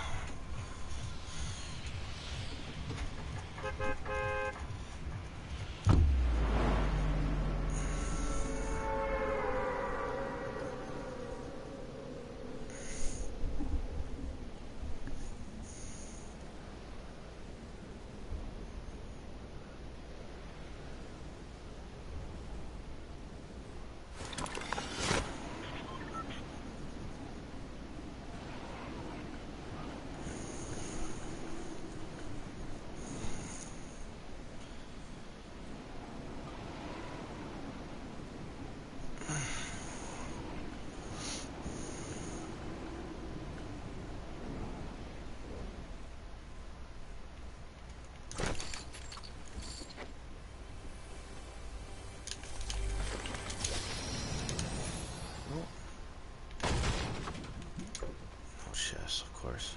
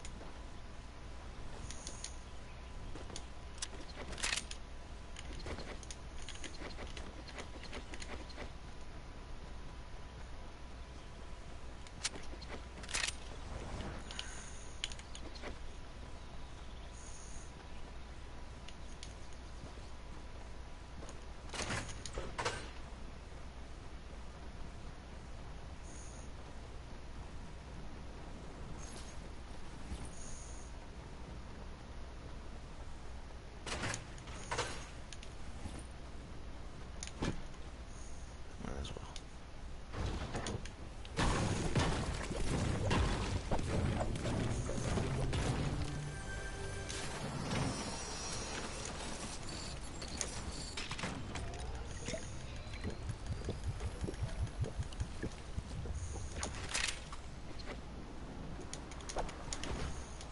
No shocking yet.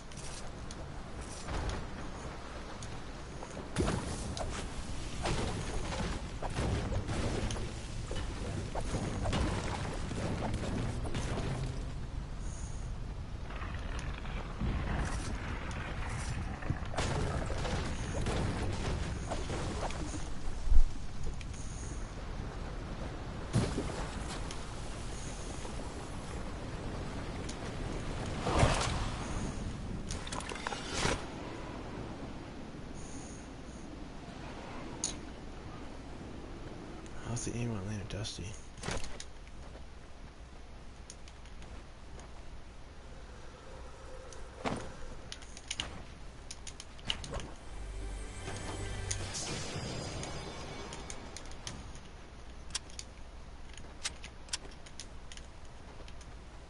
Let's go, combat.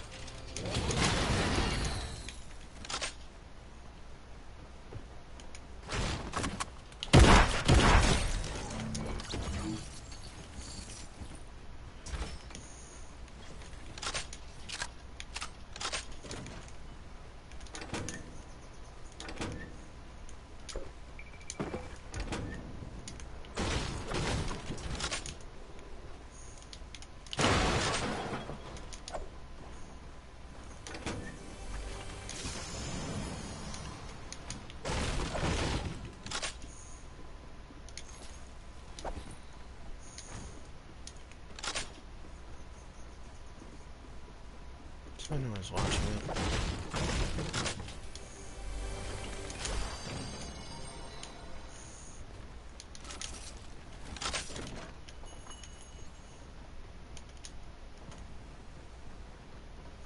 This is where the soccer skin was.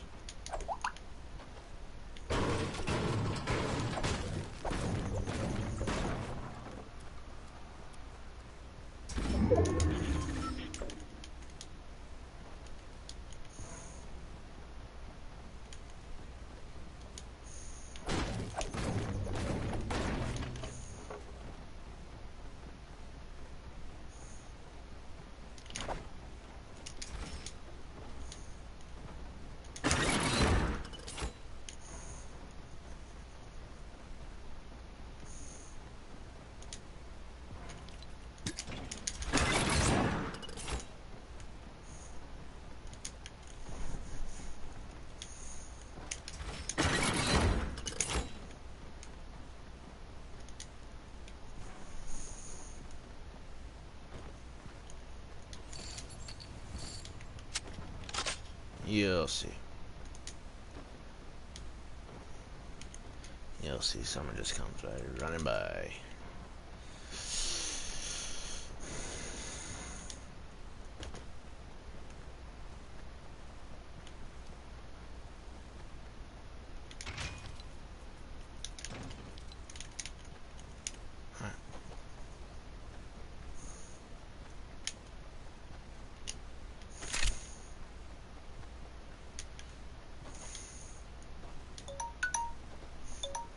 That's my timer.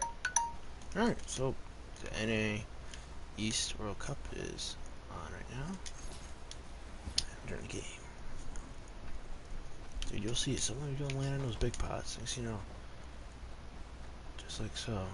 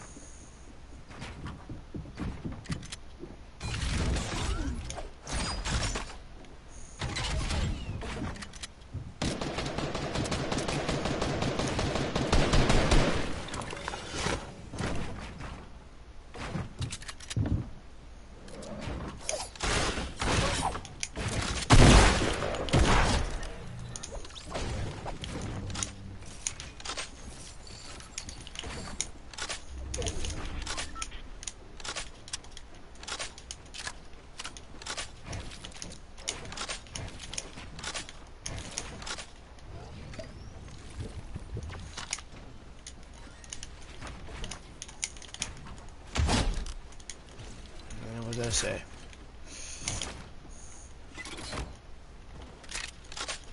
Always fucking works, dude.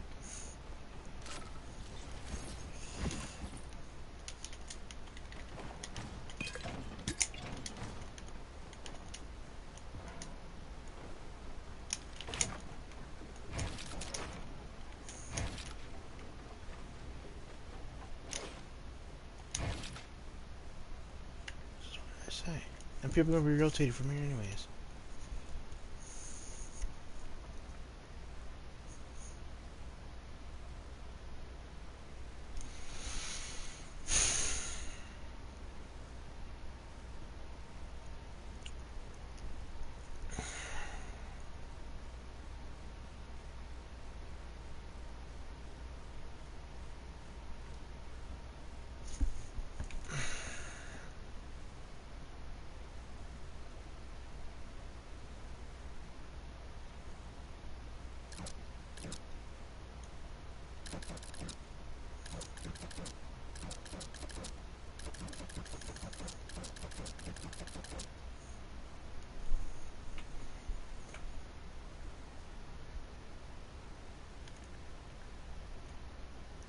Someone has to be rotating from here.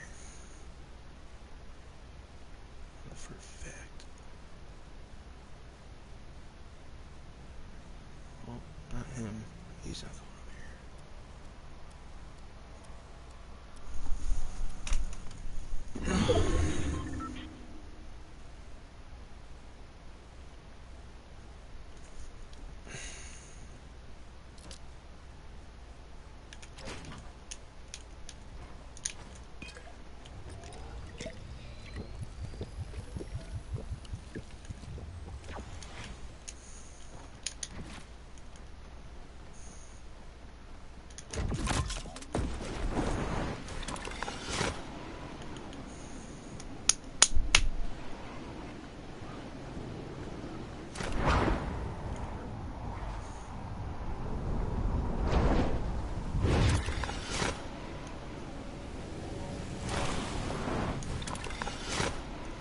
A lot of people here, it looks like.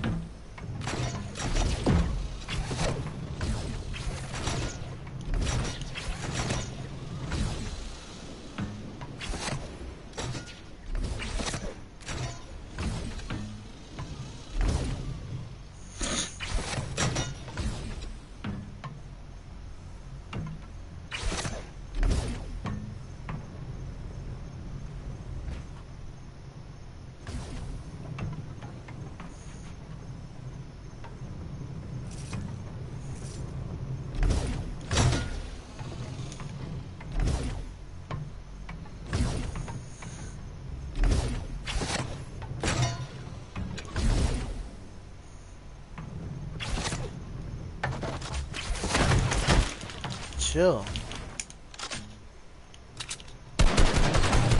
Pussy shit.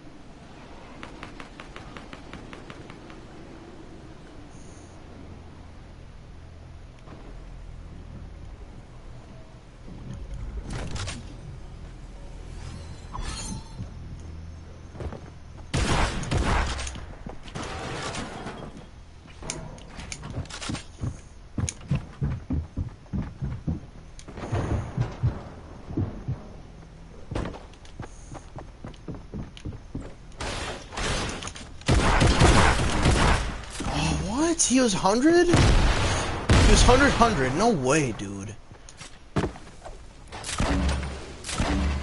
Oh, you're dead.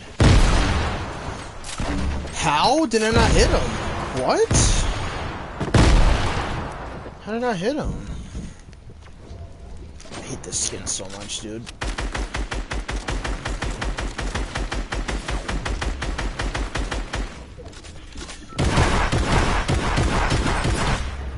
Garbage, dude. You choke.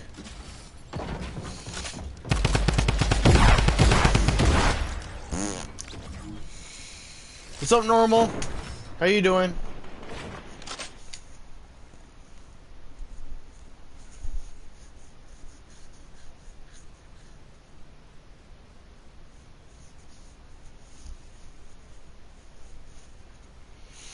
All right, we're gonna watch the World Cup. NA East. That's us.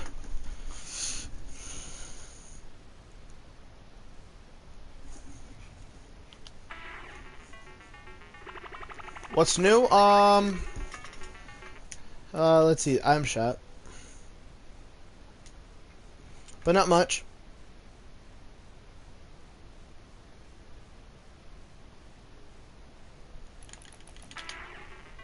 Alright. Here we go.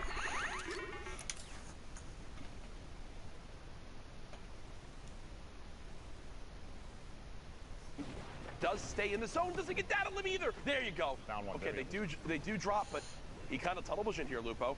He kind of tunnel vision here, Way Lupo. outside, and the Storm pushes his way in. Is he going to make it or not? We'll have to see. Just barely 10 HP remaining. The Shadow Bomb to continue pushing on through to the opposite side of the safe zone. Almost lost it there. 90 HP to the zone is not ideal. Wishes he had that slurp, I'm sure, at this point, hoping he can find some way to get this back.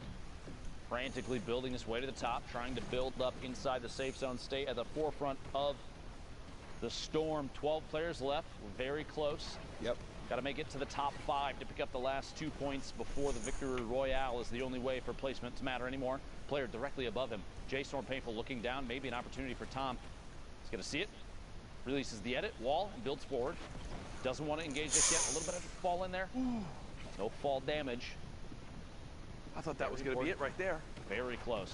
8 players left. J Storm picking up another elim. Oh. Finds him inside a box. 72 hours goes down just outside the That's top a rare 5. icon. And if you're threats right there, that's See you later, normal. You see someone inside. See ya. Trying to chug a big shield in time. You've got a heavy sniper.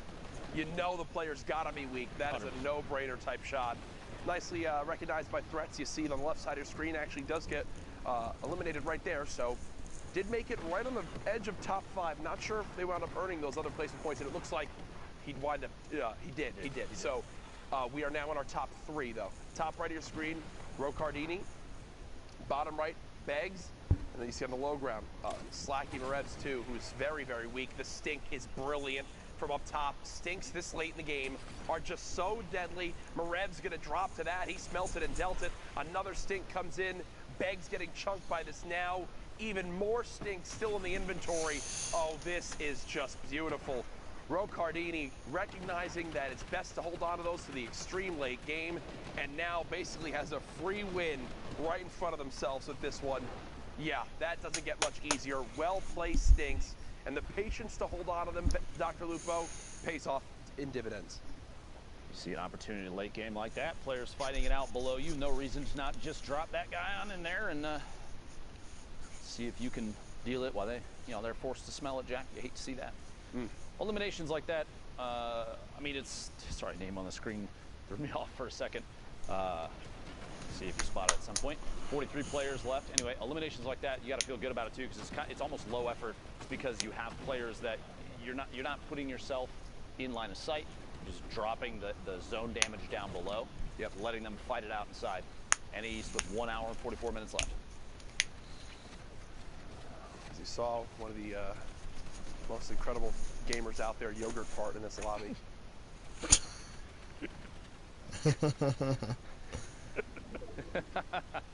Well, I think we're 14, Jack.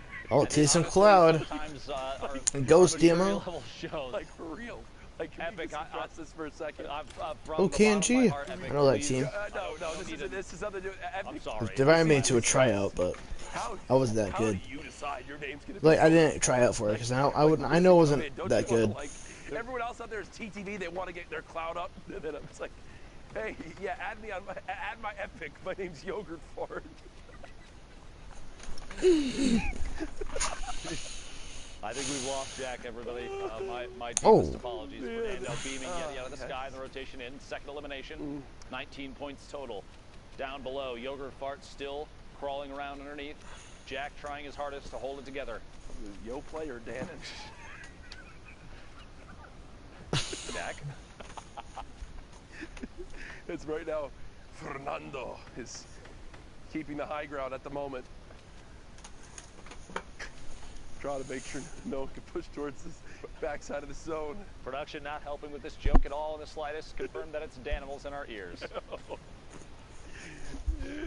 Jack still trying his hardest. We're good. Sincerely, my deepest apologies. DMO. I actually saw an interview and with DMO as. Come on. It's right now. Fortunately, he used that hashtag. Fortnite World Cup, and send us interesting names you've seen. Yes, please. That you've faced. Gotta get screenshots of them if possible. Gotta have proof. Gotta have proof, please. Screenshotter didn't happen. Fernando still up top, just sitting pretty, and it doesn't get much easier than that. Garrido does get cut down. Fernando, launch pad, 4 shadow bombs. Realistically, elevate. Weapon-wise, really hoping this legendary assault rifle can pull him through, because listen, only other thing he has is a common tactical shotgun. I've said it before, Jack, I'll say it again. The Gray Tac is the best weapon in the game. Okay. Prove me wrong. You can't. Okay. I'll let you say that. It's never been proven. That was Dr. Lupo who said it, Reddit, not me. Smile. Just to be clear, you really gotta point those at me, Jack? Point that finger. Reddit, you look wonderful today. Please be gentle. Saw in the feed, picking up another elimination. So you got his bad, not necessarily the worst. Picking up an Elim, we're down to the top 30. Fernando getting Sir Wings on rotation. See out another elimination. 29 remaining this shadow bomb to push all the way forward. These players trying their hardest to earn a spot in those 6 positions for NA East. Only 6 spots, remember, of these 3,000 players, only 6 will make it. Fernando using that tactical shotgun does get 1. Is there a combat on the ground anywhere? Just an upgraded tac. I think that's what they'll have to settle with. Pressure now moving forward. You see Bugga on your screen. Ball giving Bugga a major praise the other day as Fernando unfortunately keeps clipping the edge of that build. Not able to make it into zone without taking a couple ticks. Does have a campfire though, but it's a double-edged sword using a campfire this late in the game, Dr. Lupo. It's like a, hey, I'm weak, come attack. This is the box to shoot at, please. Yes. I encourage it. But on top of that, you're also going to be missing HP, in this case shield as well. Pick up on the Elim there, and the Storm's going to keep pushing Fernando. Wow, second. gets both has the time. No damage either from the Storm. And that's great composure right there, because to be honest, I was thinking it wasn't going to happen. As Ghost CMO actually goes down in your engagement feed, we're in our top 7 right now. Opportunity to break on through. Bugga on your screen, KNG unknown, fighting for the high ground still. TSM Cloud in this game as well. Kai on the ultimate high ground up above as the remainder of the lobby is forced into the same maybe 2 or 3 boxes vertically.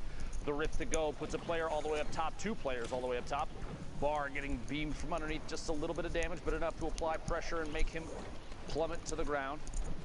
You'll see another Rift, 3 players up. You hear the combat shotgun shot in midair. Somebody going for a big play if they can pull it off. Can't quite yet though. Bar landing.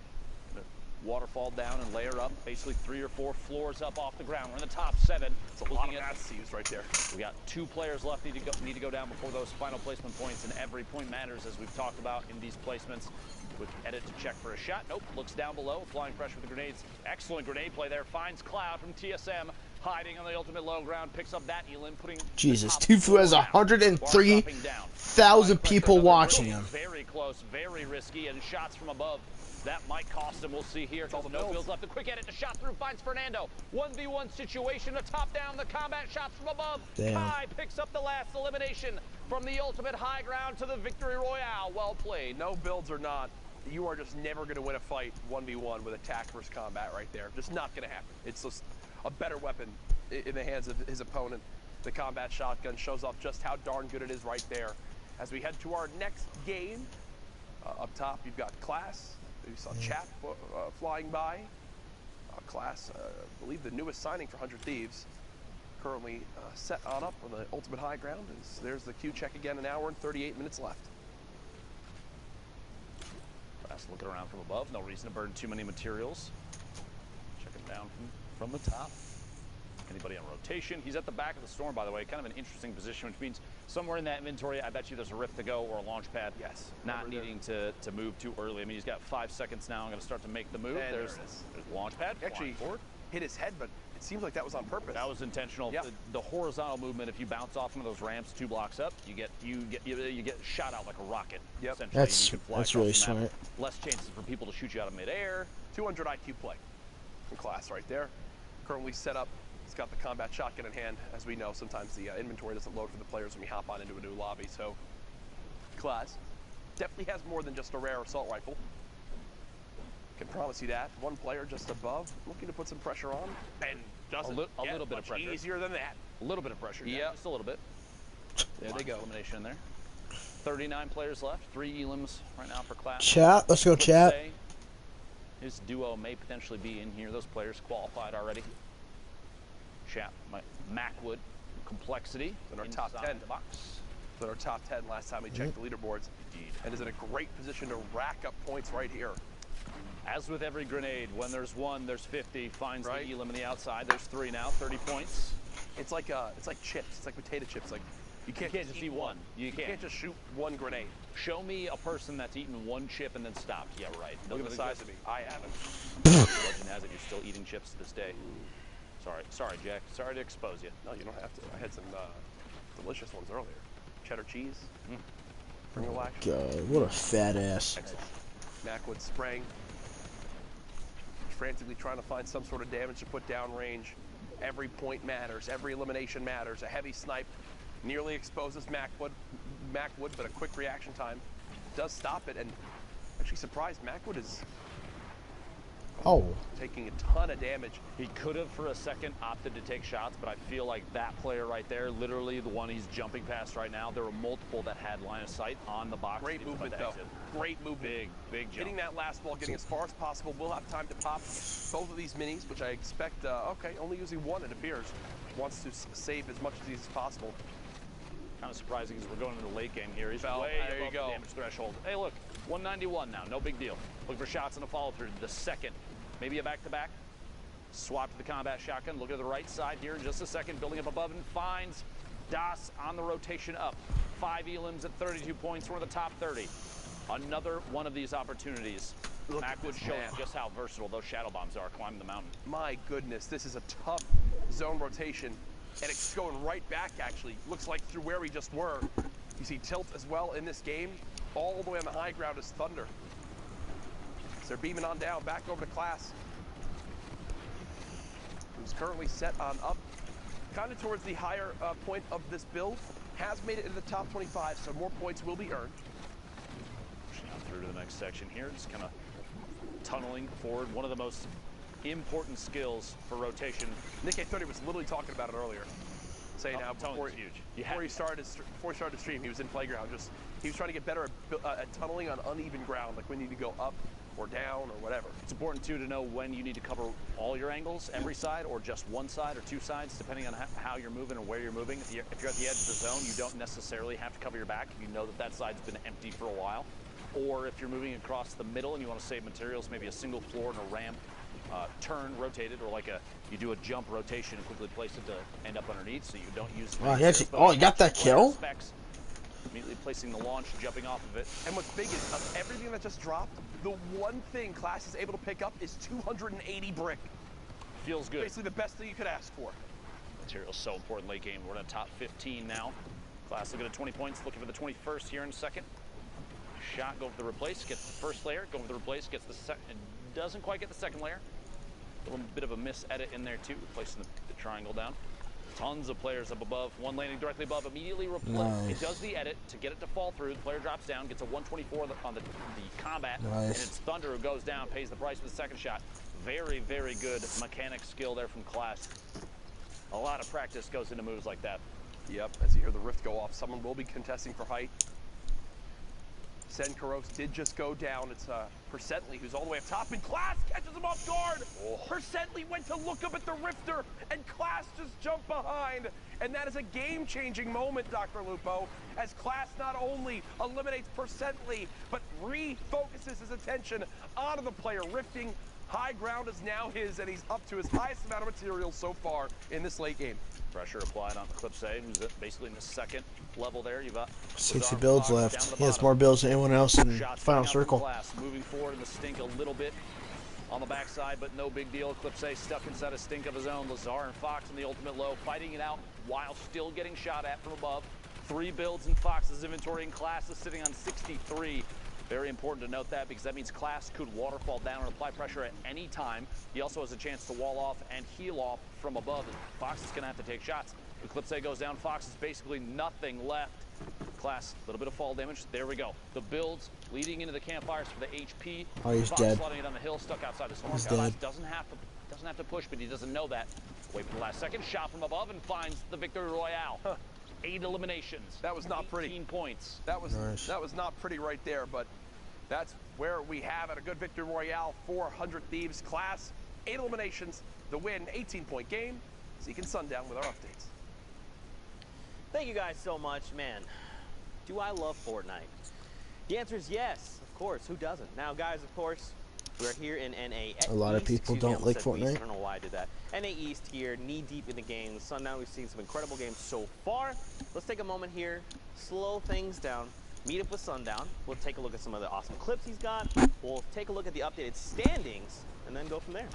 Right, so first we're gonna hop on board here with Bugabot. A great individual effort from him on the low ground here. No, right before that Elam, he had 0 builds, now up to 20. But one thing I want you to keep an eye on is his mentality to shoot first in these situations. It might be because he's lower on the builds, but note how he's looking to walk out and take fights. He's not looking to build himself back out. He wants his shots first, which ends up being huge if you're in a position where you can aggress. Picking up Has right there and then able to run it out and get the victory route, just outlasting from 0 builds to a VR. Well done from Bugabot. Now, the Titan of the East, we talked about it. Players who haven't qualified 72 hours. Tom is on that, and just watch this little bit of a tricksy rotation here. Ends up directly in this player box on the backside of a Mike, can go back to lobby. Boxes himself up, puts the trap down. Nice little defense there. Now, rather unfortunate here that he didn't end up with 2 Elams, but the tag and the baller does still pick up Testy, so well done there from 72 hours. We've seen a lot of Fernando as well. Now watch him go to work. That was his first Elam, but look at what he gets from all of that. Gets high ground control, the legendary AR, and zone priority position. Because he's on this side and players are forced to rotate into him, he's going to be able to use the rifle. Saw him pick up one there, picks another player off of the jump pad. That feels awful if you're Oscarito, and we've seen him have an affinity a number of times for getting picked up off of those jump pads. So maybe grab a shadow bomb or a ball and rotate along the ground as Fernando keeps putting in work there, getting the storm tick over onto Sir Wings. And look, that's the one thing that we stress about these players. It's the action after their immediate action. You don't slow down. You can't stop right after you pick something else up because somebody else is there. Picks up the Elam onto Quasi, boxes himself up, and then pushes forward. And he's been doing this entire run while he's being contested. It's not like he's avoiding these fights. He's going and he's looking for them, but he's prepared to take them with that shoot first mentality. Very well done from Fernando there, but let's check out those standings right now. The previous qualifier on top, Misfits Clicks. Let's look at the spread, 40 points down to 30, so just 10 points separating first and 10th, and 6 spots up for grabs. Zeke's with Clicks already having qualified, it would drop down to the 7th spot, and all these guys are right on top of each other. Yeah, I mean, you look at like someone like Smacked and Fernando, they have the 3 games played, and they're at the 30 points. Someone like Clicks, who's at the top, has 5 with 40 points. So they have like more room to work with, more throwaway games, I guess, but the point spread is still pretty tight. Don't forget, top 6 will be moving on to finals. So there's still plenty of time. I still feel like this is anyone's game. It just takes one incredible standout game to just rocket up on the leaderboard, you know? It's absolutely anybody's game. We talk about kind of a reasonable pop-off. A 5 Elam victory route is 15 points, or 8 Elams, and in the top 5 is 15 points. Any of those is a realistic final game. And we're right around that halfway mark, and with less than 15 points separating the top 10, anybody will be able to jump up on the page, and that's what Fortnite is all about. Well, let's not hold off any longer, Fortnite fam. Let's just get right back into the action. So for now, let's send it back over to Courage and Dr. Lupo for more Fortnite. Ooh-wee, the standings are getting juicy. Some would call it vivid as we move into our next game here. Speaking of soggy, Jack, on your screen, Liquid Vivid. And Loot Lake. A player that's already qualified. Yes. Qualified week 1. Gotta love that. An opportunity, though, for Vivid to practice his mechanics, keep his game stepped up to the earn some more cash, but don't you? Hopefully push up and maybe pick up, gotta remember, a little bit of prize money, too, on the line here. Plus, it's doubled. $2 million for the entire weekend is insane. Absolutely wild. Gives me chills, Jack. $2 million every week for these last couple weeks is nuts. That's like, you've been around in competitive gaming for a long time. That is like entire life cycles of games, prize money. And now it's these 2 weeks. Don't even get me started on the Fortnite World Cup Finals. That is going to be the spectacle to watch this summer. You will want to be tuned in for that. Later on this summer, in the end of July, you see Hogman continuing to pop up in the elimination feed. Vivid throwing these grenades, and on these awkward to build surfaces, like in the water, it is so tough to dodge them, and you see right there how it winds up working out. here at Loot Lake. Multiple players trying to make their way in. 38 left. Vivid starting to tunnel forward. Shots from the backside. He's going to wait. Last second, it looked like he was waiting for one more shot from that opponent's AR before he took the combat shotty shot. Couldn't quite get it. For Reed here, gonna take ownership of the wall, sees the baller through, and gonna apply pressure, taking shots there. It actually is Hogman with the baller inside that brick box in the bottom, Loon up top. Premium moving forward up above to the next level up. Shots underneath the corner edit there. Vivid's gonna have to replace the wall with a new one. Maybe a chance to pop that full shield if he decides it's the right call, which at this point it might be, unless someone nearby is very, very weak. Vivid gonna go for the full shield. At this point, waiting. You have 18 seconds until the circle starts to close, which means you don't have to move just yet if you're trying to wait, especially if you have a rift in your inventory, a launch pad, anything like that. You can take a second and take shots before movement's required. I believe that's exactly what's going on here. Yep. They're going to rotate on through. Look from underneath, and there is a pyramid separating them now.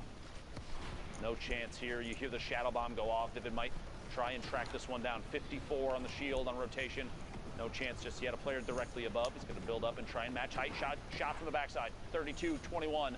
Shield still on that player, and another one rotates in front. Nice. Let's go, Vivid. Quick combat shotgun shot. I actually can't believe Vivid's not being sprayed at more. Not barely even challenged. Yeah. Player down to his bottom right. Loot Lake keeping people on their toes. Player right inside finds Loon in a box. Follow up the back-to-back. Two shots. Hogman goes down. A very, very competitive player. That's a big elimination. Less of a challenge now to reach that #1 spot this game. Vivid moving forward. Another wounded player on the outside. The baller flies past. Vivid building up. 18 points, 4 elims, and 66 builds. Ammunition not too bad. Loadout not too bad. A player directly underneath. Vivid still making moves non-stop. This is why he qualified week 1. You're looking for a player to watch. This is definitely one high on the list, Jack. Yeah, he is someone that I think a lot of people always expected to do well and qualify, but the surprise for others is that stinks he's the only though. one voice Fuck. who has, right? And Vivid has been a absolute beast in solos for as Oh, long he as got that siphon. in Fortnite. He got lucky on that one. Right now, showing what he can do here. Down to 19 health, though. It looks like the end might be near. You look back at previous skirmish events, he was routinely taking home first place, second place, third place. Repeat. Oh, there he goes. Damn it. Catch him on the outside, goes down, 70 players left. Couldn't quite squeak out the top 15 for placement points. If you remember, it's top 25 for 3, top 15 gets you another 2 and 5. Top 5 gets you 2 more to 7, and the Victory Royale is 10. Reminding everybody, if you're just tuning in, there's your scoring setup. Clicks finding another element. You have to remember too, Clicks right now at the top of the board. Finds Surge Kurt on the outside, rotating forward the shadow bombs. What a versatile item right now for movement. One of the best in the game. If you're looking for a chance to stay safe, I say pick up a shadow bomb or 2 and make those rotations at the right time. Yeah, right now, Clicks. No! Gets himself. Boogie bombs himself with this one. Not a huge deal if that player gets picked by somebody on the move. Thankfully, no one else came down and got involved. They're sitting in a bush, back in the baller. No chance there. Kind of just a fresh reset for everybody involved in that one. Clicks taking a shot from the back. 60 shield gone now. He's going to try and climb the hill. This could be big if he can hold on to this for the entire time while this storm's still circling. Bouncing off all these surfaces, lands all the way up top. He's in a box with another player. It's Nut. Goes down in the box. Walling off, Clicks, now down to 10 shield. 10 players left. Building up. The assault for high ground is so now. important right now. One launch pad is heard. Yeah, high ground real fast. Mini. Keep building that tarp forward. May have to reconnect here in a second, depending on how much pressure he feels like he's going to get. Players dropping in. It's funny, even a 9 damage combat shotgun shot is enough to force a player to drop in there. Underkill goes down. It's because you know there's more shots coming in. Oh, yeah. It's like, wait, if he's already hitting me now, just wait until I'm lower like this. It could be even worse. Clicks, still with 100 builds, showing off why he is one of the most consistent solo players in the NA East region. The Boogie comes in, doesn't actually connect with anybody, but this is as textbook as it can get. You're just keeping the high ground, making sure that if you get dropped down, you won't take any fall damage, let everyone else get scrappy and fight. You just get your placement points, get your last couple of libs, and you're good. At this point, this is Clicks playing this like he's at the World Cup Finals. 100%. Just practicing. The more the merrier. Keeping the height, not doing anything crazy. Plenty of build left. Yep. Sitting on 60 plus. Let the other 2 fight it out. They're maybe fighting. Take a shot. Premium, the last one on the low ground, 1v1 clicks, just gonna knock the floor out, taking shots from above, quick little corner edit and reset. Look at the speed of that. Look at the speed of that. He's double layering brick, puts the floor down, just the one surface, edits the corner, takes a shot, resets and builds the pyramid. That was... We'll just let Premium check out. Scary easy for clicks. I mean, scary easy. You want to know why he's the top, Jack? That's why he's the top. That's it right there. I mean, we see other players in a position like that where they've let it get close. Clicks knew exactly how to play that through and through. Barely took a lick of damage and wins the game. Another victory royale there. Someone on your screen, you see TSM Vinny, a name that in previous skirmish times popped off. Has pretty much, for me at least, had a pretty quiet Fortnite World Cup so far. Gone quiet through the World Cup thus far. Love Cloud to see 9. a big game from Vinny. His duo Zexro as well, another one that's kind of low-key so far. A lot of players, though, rotating through here. We're at the 50-50 circle in 12 seconds. That means anybody left in Neo Tilted is going to have to make a move, and you've got people like Vinny boxed up, a good chance to take third-party shots. I am curious why he just took a great tack shot through a window at probably 100 meters. Not sure. Not Johnny, sure. which weapon you have right there? Don't think that was the desired play. No. A little bit of stumble. Vinny trying to set up for this drop that's coming on in and decides to actually look up and begin to shoot it. Remember, the health of the drop actually depends on the mode you're in. So in solos, it's only got 250 HP. So that's not too bad of a thing to have to shoot on down. And, well, even if he doesn't get the crate, feels like he got a crate. Feels like he did. The legendary combat shotgun. What an upgrade there from the common tack. Oh yeah, huge upgrade. Thought that player in the rotation in is actually still going to get the box. Looks like unchallenged. Big bucks, no way. And his scar. A legendary AR, a big upgrade across the board there, and he's got a full shield in the box as well. Gonna hold on to the minis and the slurp. Probably the best call right now since it's most likely only one full. See here in a second. Quick little reset on the wall. He's looking for anybody that might be peeking, anybody that might be making a move, chances to take a shot. He does have a backup in terms of shield in there. Cowboy, the top right corner of your screen as well. Vinny stinks. Shitted on. Still getting ticks. He just trap killed somebody. Rotating out. Can he track that? Doesn't he's just, quite see it. He's just getting rid of him. He's chucking them away. He's throwing them away so he can pick back up either the minis or the mini or the full. Yep. And looks like we'll decide to go for 5 minis in the slurp, which I think is the right play. Yep. Makes sense there. Get some damage down. If there's somehow a storm surge that comes in, that might be the difference between being above or below. I like the play. Say I like the play. If it's going to happen for Storm Surge, it'll be at the end of this circle. Mm-hmm. You actually see that this is interesting because the way that we're watching these games, that marker right there, whichever person we pulled this from, that's them marking the edge of the next circle. Yes. That's actually a pretty interesting tip for anybody that's watching from home if you're trying to elevate your play. A lot of positioning knowledge will come from knowing when or when not you need to continue rotating in. Yeah. If you use the mini-map to mark, just put the little marker down, the closest portion of the next safe zone, you know when you've made it in without having to check the mini-map to see if you're past it or not. It's very, very, very important to know when you're safe and when you aren't. Absolutely, in duos especially. Your duo's still alive, you're dead, you gotta do things like that. Help, give them every best chance possible. Nico hits the ceiling above and actually drops a player right into his box, so basically gets a free elimination right there as the player was not expecting it. And with that, we'll actually move into our top 25. 3 more placement points earned, Shadow Bomb being used, and the quick movement up this slight little hill begins. As you see 72 hours on your screen, alive right now inside of a baller. He was in our top 10 earlier on, now no longer the case the last time we got a leaderboards update. Blue T in here as well. We're going to jump in with Nico live. 4 eliminations, 137 builds, a really good loadout, and Loom not doing too well on the bottom there. There was an RPG, doesn't opt to pick it up. Could have potentially swapped out the AR or the TAC AR for that. Doesn't do so though, no big deal. 19 points now, catches a player inside the same box, maybe one box over at this point with rotation. Moving forward, no time to waste here. You don't want to be stuck at the edge of the safe zone as a baller actually swings through and opens everything up. Nico forced to rebox very quickly, burning through the materials down to 32 metal. Keo from Cloud9, the very bottom of your screen. Look at 72 hours on height right now. Liquid 72 hours, top of the screen there. Cole as well. Blue T, Jojo. Cole's breaking him out. Cole's doing everything he can to break him out. And 72 hours having to deal with that. He just wants to begin to fire down on everyone, but can't get a chance right now. Here's Kaizui. Again, one of the younger players on 100 Thieves. 78 total health, but a ton of ammo, so get some health back and maybe some mats. He's definitely can spray for days.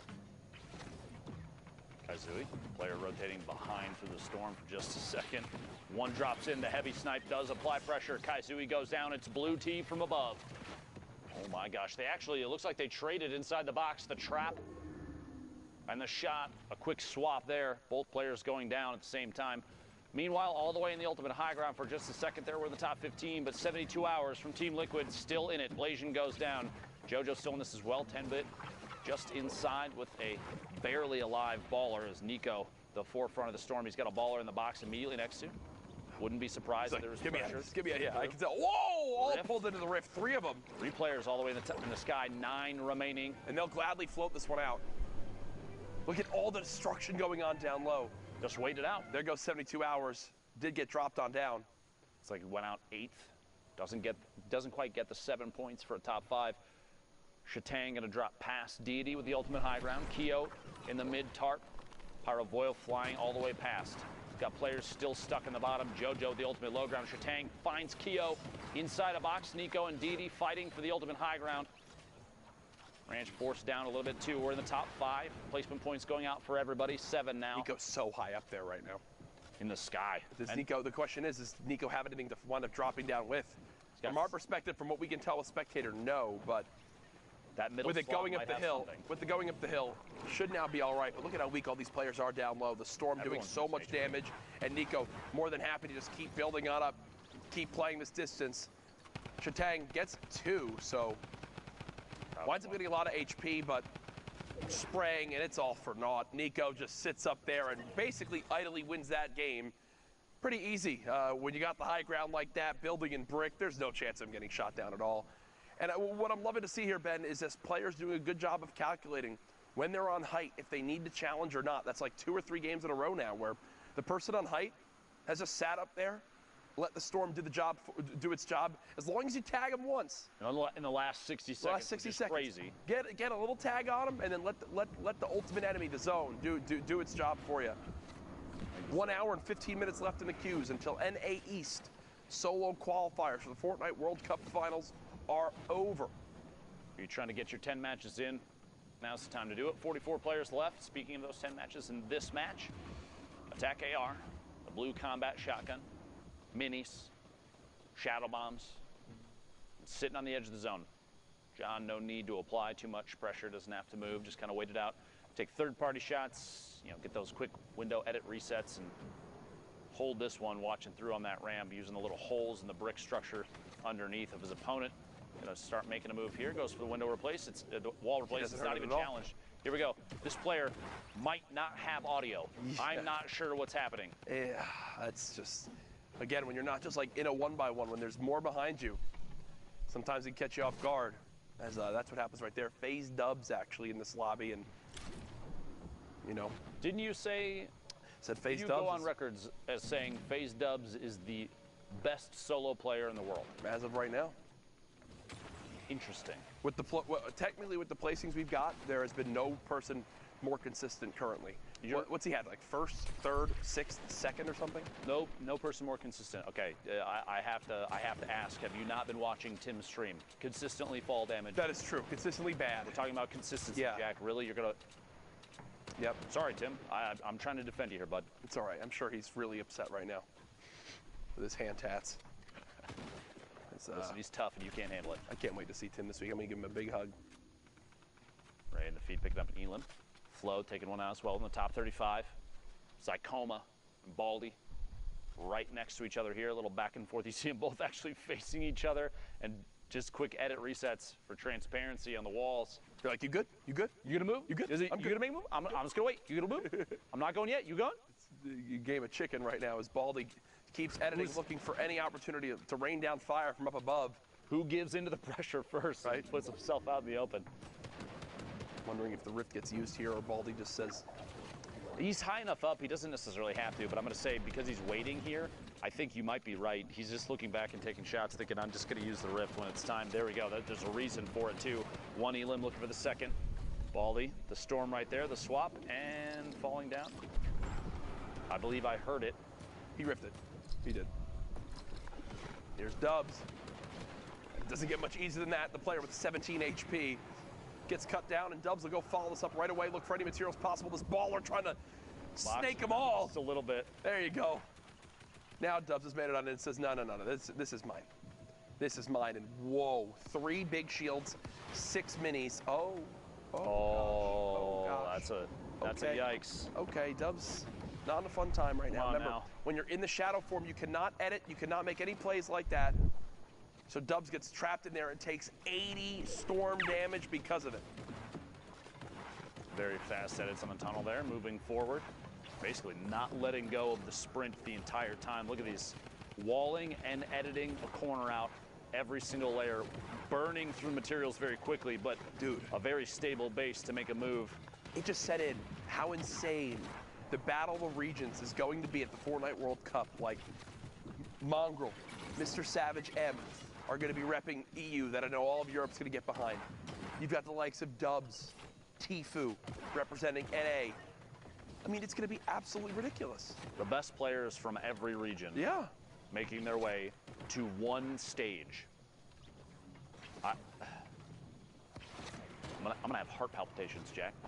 Bro, it's gonna be one of the most insane events of all time. There's just no doubt in my mind about that. Des loves Shane being pressured now by Dubs. Dubs did get a solid shot down range. Unfortunately, shotgun not reloaded, so we'll have to take a moment there to let that weapon reset. As now the zone going back the way it just came, so. Less than 50 builds now. Dubs, 70 HP, has a chance, just kidding, 100 HP. A little misspeak there, 11 players left. Freak Twinkie goes down, shots from above, another player. Title shot found outside of a window, looking through for a peek, potentially, doesn't quite get it. Shots in the back instead, a big trade out there. The legendary combat shotgun. Oh, this movement is just forward. Dirty. Looking for the shot, doesn't quite go for it. No chance just yet. Mustache from Tempo. In the feed, picking up another Elam. We're in the top 8 now. Dubs, quick edit. Takes out the top half, looking for shots through. A reset and rotation. Dubs, so fast. So blindingly fast. Yep. You want to try and keep up with anybody. Stinks from height again. This is literally like you're setting the tempo right here. Mm-hmm.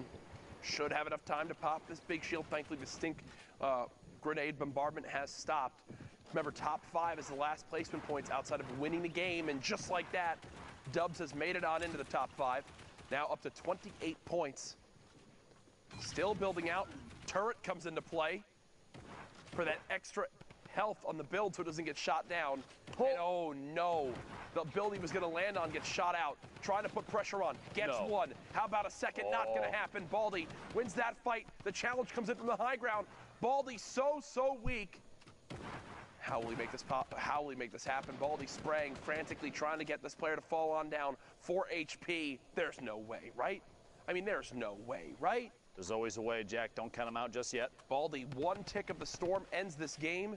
The player was building with metal, and there it is. That's it right there. John holds the high ground, the last second victory royale. He was one of the first players we jumped on board with in this game. Lock it up. Locking it up. Yeah. Sitting on the top of the hill and ends up paying off big. Oh, yeah. Nice job there by John.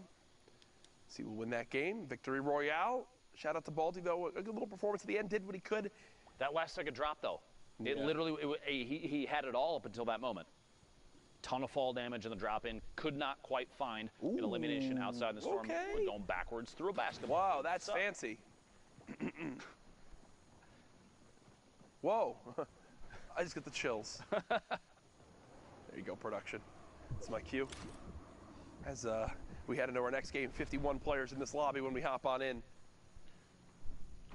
The northeast side of Mega Mall, 50-50 zone, and there's enough players left alive right now that Storm Surge is going to be an issue. Not for AJ, though. 320 damage above. Sees a player through that pyramid edit. Looks like they're going for the replace. He's just going to hold the turbo build above. Drops in, tries to catch him off guard. Not fast enough. The first time is fast enough. The second time, Mawax goes down to the trap. AJ inside his own box. Well played there. 2 slurps, 6 minis. Shields for days, movement for days, mats for days. AJ, these are the games that when you're set up, you're in your head, you're like, I need to make this a big one. I've got everything I need. And there's no other way to put it. These are games that will either go the way you need them to go and be the things that push you towards being able to qualify, or don't go the way you want them to go and legitimately tilt you for the rest of your day playing. Whoa, speaking of tilt, phase tilt now on your screen. It's pretty good, right? Okay, Ben, Jesus. Did you take your meds yet? Is that a good enough laugh? Do you feel validated now, Jack? I do feel validated now, thank you. Okay. It makes a difference. I'm out here for you, Jack. I know. 150 now. Oh, in the feed, picking up Zine. 90 builds right now. And the ultimate weapon, the gray tactical shotgun in the inventory. Got to feel good about that one, right, Jack? Oh, 100% agree. You said it's the best gun in the game, right? It is the best, arguably, unequivocally, the best weapon. Tilt, pick it up. Elam on Smoke Gabe there. Quick window edit resets, very common here. Position like this, you're basically smack dab middle of the safe zone. I don't know for sure if Tilt has any mobility besides the shadow bomb, so I would expect a door edit and push soon once he feels like there's too much on the line, if he's too close to the storm. But we'll see. Maybe a launch pad. Yeah. If he's going to use it, it's got to be soon. You don't want to wait too long with that. This is when you're just like hoping someone like rips you to the sky out of nowhere or places a launch pad right next to you to let you have some sort of free movement. Niddle in the middle of your screen for just a second. One of the common high placement players in solos. He's already qualified. Exactly. And yesterday finished atop our leaderboard, right? Tilt right now is actually below the damage threshold for the Storm Surge. And typically when Storm Surge pops up, it forces some people to play like maniacs. You got to do something crazy to make sure you don't take this damage. Tilt running on through, still 43 below, has to be going to put damage down range. There's a nice little tag. Now above, good stuff from him. As more players have started to drop, is safe for the moment using both shadow bombs, Ben. Okay. Here on this rotation, and you know, you might be like, well, if that's all his movement, then I mean, isn't that bad? But you think about it.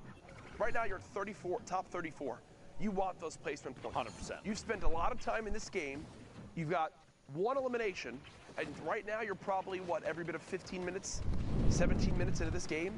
If you don't get placement points out of this, if you don't get at least 5 to 7 points off this one, it could really come back to haunt you as this day goes on. Tilt gets one, now 4 spots away from being in the top 25. Remember, 3 points earned if you make it there. Okay, now 3 players need to go down before we're looking at placement. Very top of the zone, Corey. Rogue Shark vying for high ground. Looks like Shark gets the ultimate high with ease and does place a trap down just in case anybody tries to challenge. And on the same box, opportunity to just take some shots. Looking up here, back-to-back combat shots on that player. You can hear a ball underneath. I think Shark trying to be as cognizant of that as possible. There it is. Placement points going out for everybody. Shots on every player on the rotation. And if Shark can land even 1 or 2 solid hits, the combat shotgun, we've seen it be very lethal. Ranges like this, 18 points right now, and here we go, beaming player on the drop-in. A lot of shield damage, finds Frosted Spy in the air. No fall damage taken, 190 total now. Another player, back-to-back. The Vera goes down. Shark picking up the 4th elimination.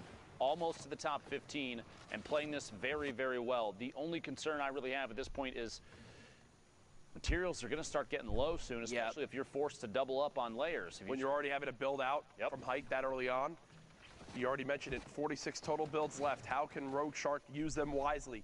15 players now remaining, so 2 more placement points earned for everyone that's still live in this lobby. Players continue to drop on out quick. Rogue Shark showing off just how good the combat shotgun is, whether players are flying from up above or running frantically down low. With that rift pulling up, I think it was 2 players. You think Rogue Shark's going to begin to peek on up and try to make sure no one can land on him. I think they just... There we go, 1 flying in. 1. Jaith eliminated. Top 10. AJ does, however, take the high ground. Honestly, it looked like with ease, just getting the flint knock to ascend all the way to the top, challenging my gosh. A build off. What a shot. They're going for height right now between the 2 of them. Rogue Shark down to just 21 total builds. Has to reload this flint knock and has to go for the play of his career. Knocks the 1 player down to the box. Shotgun comes through. Tyler's was not ready for that to happen, and Rogue Shark is rewarded by a ton of builds, but it's still AJ up top. Shark for sure has the ability to drop down. That flint knock could save him. If you're concerned about what's in his inventory, He went for it. He went for it. Rogue Shark flip Gets knocks it. to the high ground, knocks out AJ's build, and replaces it. He's got to reload this. Flip knock, quick dropping down. Did make it as well. Rogue Shark showing in Fortnite Battle Royale history. We're now in our top 4. Rogue Shark continuing to be a hero from this high ground. Literally just plugging. There goes above, 2 Noah more. Goes down. It's a 1v1. Nightseeker on the ultimate low ground, 29 builds, some bandages if it comes to a heal off, which means Shark's gonna have to apply pressure outside the storm, unless there's a chance at a shot. There isn't. Nightseeker goes down. Shark, the flint knock, earns the high ground multiple times and the victory royale. Incredible stuff right there from Rogue Shark, a 9 elimination win. 19 points. Seeking Sundown. 19 points at this stage in the game. My goodness, that's absolutely insane. Yeah, he's pretty good at the game. Luckily, we'll be seeing him in New York City. Rogue Shark has already got that qualification up there. But let's take a quick look at some of the other players who have already qualified and one player who's putting on a little bit of a show and might be able to put himself in contention. So first, we're going to hop on board with the veteran Vivid. And as Golden Boy says, when in doubt, throw a grenade or 17. Vivid throwing every one of the explodes there. Picks up a nice little elim, and that actually gives him positioning to then start running on the mid-tart. Picks up Navy Rob there, and then continues rotating forward. Doing all this now with the combat that he was able to pick up there. And notice in the top left-hand corner, this is outside the top 25. We watched him pick up 3 elims, survive into the top 25, and then enable himself to get more. Challenging into the stake, knowing he would get that siphon. Now, Clix on board here, was at 10 HP, gets a shadow. What does he do with it? He's then able to translate that into a boogie, drops the player out, and then all of a sudden, he gets another shadow. This is what we mean when we talk about how every little interaction counts. If Clix doesn't pick up the elim at 10 HP, doesn't get the shadow to enable him to get the boogie bombs, which doesn't let him pick up the next 2 elims, which gives him more shadows and gives him high ground control. And look here how he extends out the timer on the shadow bomb. He's in shadow form the whole time, is able to get into the player's box, picks up Nut, who is on the top 10 of the leaderboard right now. So it's not like he's just cleaning out the bottom of the barrel. These are other players competing for a spot. And Clix, I remember originally watching him in the Lux Cup and thinking, wow, this kid Clix on YouTube. He's pretty good. I hope we get to see more of him. Well, we're going to be seeing more, particularly if he's closing out games like that.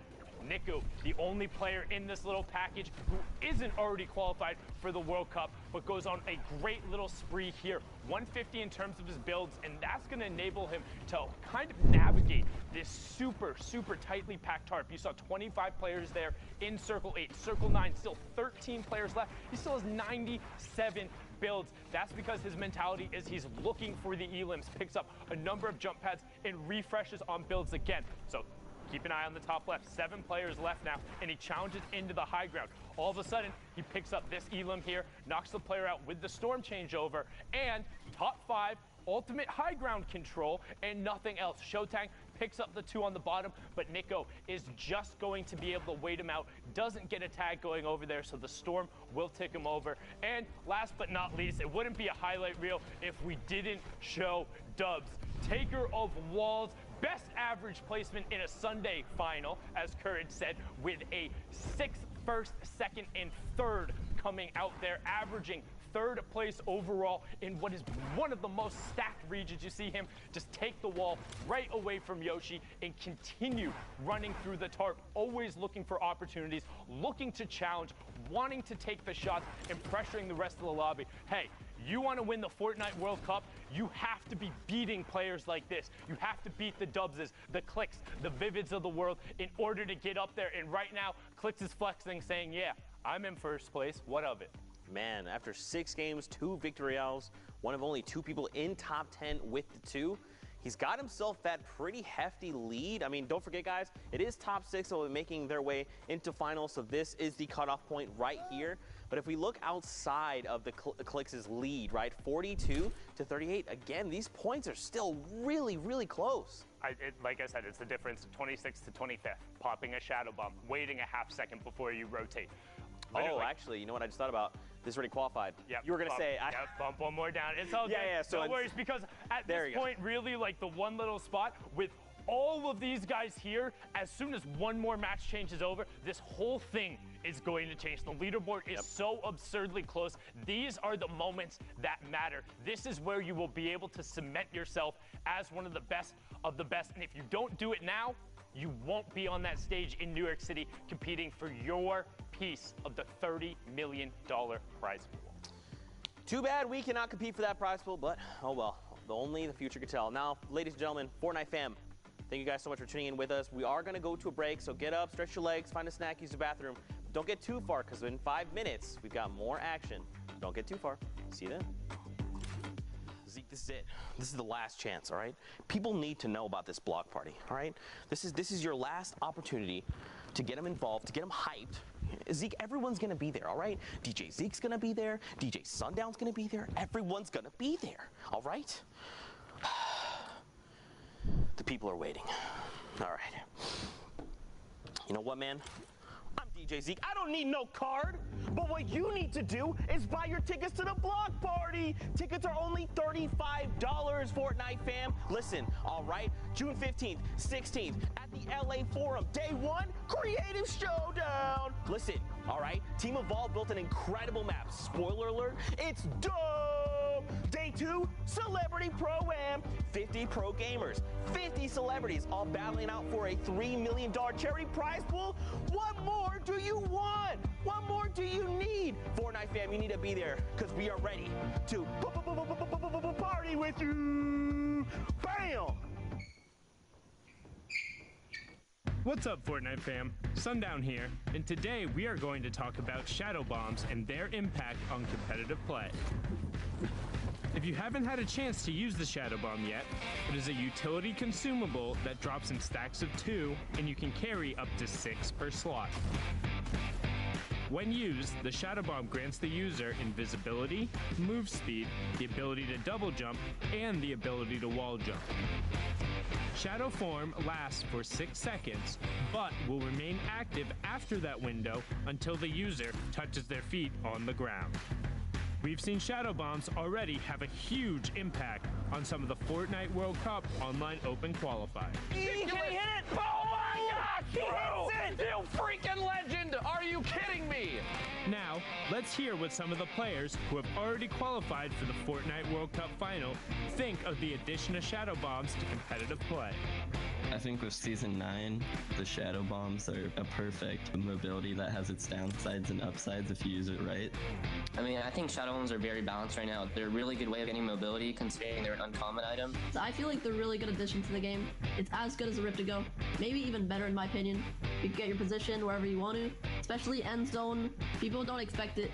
A little bit of HP left. Oh, yeah, pull it! You're gonna pull it! It's a must carry. You know, when that zone pops and you're super far, you can pop a shadow bomb and just get to the next zone. It's great. I love them. Shadow bombs are amazing. Like, I reckon that's like one of the best things they've brought out so far because you could just sneak into someone's box or like get high ground or like go low ground without taking damage. There's moments where people clutch up, like very end game, like they might not have mats. And the Mr. Savage play where there's a hill and he went up it with the shadow bomb, it was just crazy. They've got to go up the side of a mountain, and it's shadow bomb time. He's deciding to take storm damage. Yes, Mr. Savage! Oh my God! Oh my goodness! What a play! Are the best shadow bomb use I've ever seen! Mr. Savage M rising to the top of the mountain. Thanks for watching, and hopefully you learned a thing or two. What's the best way you've used a shadow bomb? Send us clips using the hashtag Fortnite World Cup, and we'll see you guys on the battle bus. Or maybe not, if you're in shadow form.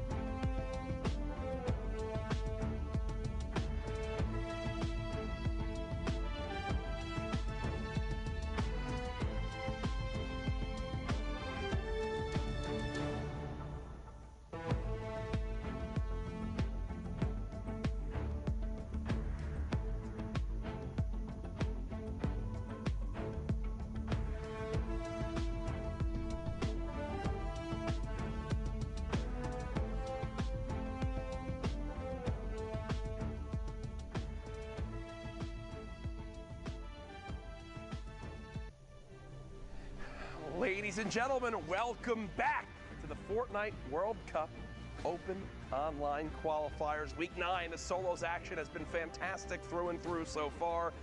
We've covered Europe. We're midway through NA East. And I know you don't want to see me. You want to get back into the action. So guess what? We've got two great casters for you, Sundown and Monster D-Face. Let's get it. Here with my boy Sundown, and man, that leaderboard shaking up. Good to see Macwood up there. We saw him getting really close week again, and like you said, though, anything is in the air. Dude, it's so incredibly close. We've seen the semifinals, everybody kind of crunching up there, but let's get right on into the matches. I want to see how this all resolves and who gets those last 6 solo spots out of NA East. The action has been intense. The leaderboard is close. Use that hashtag Fortnite World Cup. Let us know who you think will make it out, because the leaderboard is changing every time a match finishes. And now we're on board here with Spook. 49 players left, so just under half the lobby. Yeah, the only player we've seen really take a lead today is Andretta. Outside of Andretta, no one else. The boards have been extremely close, top to bottom here. So now hopping in with Spook, guys. 50 minutes left to queue up here. We're midway through it. Halfway through all the queue times and the games we'll be seeing here for the NA's block. It's going to be a close one. It's going to be close. I mean, every single region has come down to some form of last match, whether it's a player overtaking at the last minute or you saw Blackso get the victory royale, everything he needed on the final match of the server. There's Spook picking up Ramen there, no 99-cent deal. Back to the lobby. You can queue back up. Like we said, just under an hour left in the queue times. You get 3 hours or 10 matches to score as many points as possible, and this lobby is stacked. Outlet, Diggy, Macwood, all directly on top of each other right now. Macwood getting some pressure onto that cone, but not finding anything after the heavy snipe. Yeah, nice angles right here, just playing with the perspective that he has. He drops a player there with the heavy sniper. No fall damage was given, though, which means that player slid on down safe and sound through the side of the mountain here. So Macwood is back in the hunt, just looking around on the prowl right now. And so far, so good. 46 players remain in the 6-man, or Storm Wave 6 is approaching here, I should say. Tons of players. That means no placement points have been given out, and these players have put close to 15, 18 minutes or so of time into this game right here. Yeah, so if you get knocked out before the placement threshold, that's going to be rough to kind of swallow in here. It's all about time efficiency. You see Roat taking over the Storm there. That is part of those new changes with patch 9.20. If somebody has been tagged in the past 60 seconds and they either self-eliminate, fall to the Storm, or fall to fall damage, you will get the Elim credit. Now you can see Macwood trying to get onto the edge of the zone, as we do have to rotate across the lagoon, so it could get awkward. You have Wrigley, who's in the second spot, the player who has been very much so coming up through these open matches recently. You see Percently also picking up an Elim there. Storm threshold on your right-hand side. Macwood is 402 above it. What the Storm Surge does, since a little bit of a different mechanic, if players are being too passive, as Macwood, not passive at all, going for the no-scope Blainer of the Year, misses it there. If players are too passive and haven't done damage, the Storm Surge will punish you, doing 10 damage per tick as that goes off until you either are above the threshold or you're eliminated. Just like that, Strep picks up Macwood. No antibiotics view there, but a nice Elim endpoint going over to Strep. Yeah, and this is it right here. I don't think we've seen as many ballers throughout the day, but my gosh, there are so many still in play. That's a big reason why there's so many players still alive right now, guys. The vehicles are out. Nice double shot with the combat right there. Strep connecting big time here. Someone comes out the Storm. Kuros gets flicked on and taken out of the game. Back to the lobby he goes. And Strep finds himself at 29 points. Can he make it 30? That's 2 big shots. Up and over the top he goes. He still wants this one, but no, gets taken out by CWV. Saw FaZe Diggy there as well in the feed. There's a lot going on here, Sundown. Good job there from CWV, but Outlet is running that high ground down now, but took a ton of damage. There's actually a player directly above him who just lasered him. That was 150-0 in the blink of an eye. Now you have Neferux of Luminosity Gaming. We're inside the top 25%, still up. Demo still up. Neferux still up as well. Outlet just got beamed. Neferux is going to edit out, pop the shadow, and get over to the far side. Will need to about face as he does get blocked into the player's build, opting to go around it and build just over. Nice little ramp for the separation. Fox picks up Big Jesus, so he's going to go down. You see defensive traps put in place by the player next to Neferux. Tech gets K's, and we're getting closer and closer to top 15. Fox is now out. Double edits, and he got it. Demo's in. Oh, he gets both of them. Shaz and Demo go right down. The combat, the fire rate. And it gets him into the top 15, and it gives him a shadow bump. That is a massive 4-point swing and could potentially end up being more for Neferux. He had 0 materials as well. This really puts him back in the game here, guys. It was all looking so grim as Neferux is now looking to find Tendons. Will we be able to connect here? He's got the traps out. He finds someone down in the water.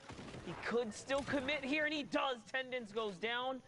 He doesn't have any shield, though. Good job sticking with that. Saw that Tendons was over the side. Got his Elim kind of poached away from him there, but manages to stay with it. Saw where the Tracer Fire was and identified the player. Now on 31 points. 7 players remaining. Wrigley, who we just saw, was in that top 3, directly above him. You have Lyricid, 2 above him, as Sicko does pick up B-Hegs, and Neferux looks for the double edit. He has no more mats, so nothing doing with the launch pad. Will he find another sick double from Neferux? Can he make it a triple? He's looking. He needs to get back in the Storm Zone. He does. Shots coming out. Shots from the player above. Double edit. Loses it. Wrigley picks it up, but can Wrigley find the zone? He did get the siphon. He needs to circle back around, and he found it, but there's tons of natural building here. Spook, everything is for him. Has 6 builds, not a ton going on here, but has the high ground, and everyone moving over. HP advantage was to him. Wrigley caught every one of those pellets with his face, but a good individual effort pushes Spook up to 34 points. 70 limbs, victory royale. Solid game for Spook right there, picking up a 17-point game.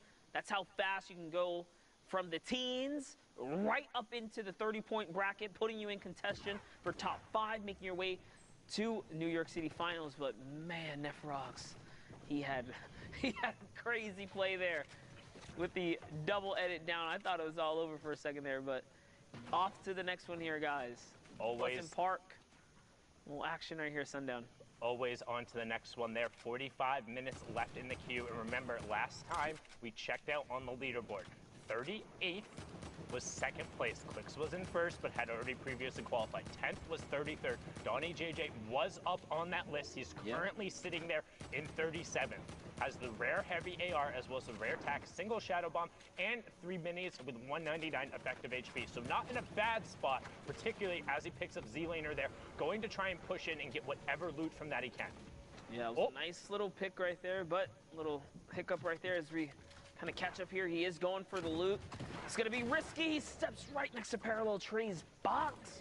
Cannot step into those walls. That was clearly a mistake there. And he got him with the flint. And one thing you notice there, as Trey poked out, it kind of messed him up because the flint pushed him into the corner of the box. He missed his first shot because of that. Might have been able to win the trade, but wasn't enough.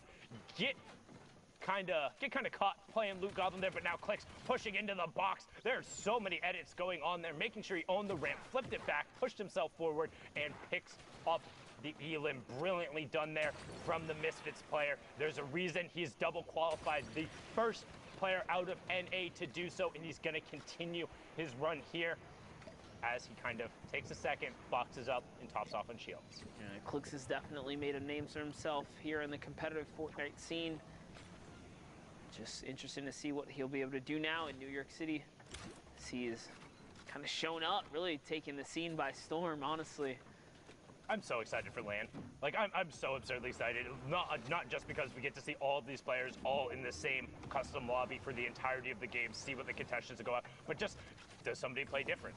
Is somebody a little more hesitant? Is somebody more aggressive? I think they do.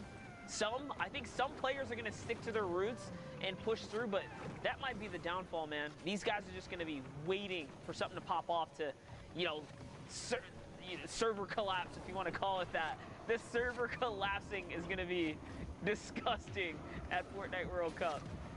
I got faith, man. Because don't forget, those Elims still worth the point, man. Yeah, Still got to go out there. They'll be able to get it. Clicks pick it up. Trey there, who we saw earlier with a nice flintlock play, but not going to save you from Clicks as he pushes in with that epic combat shotgun.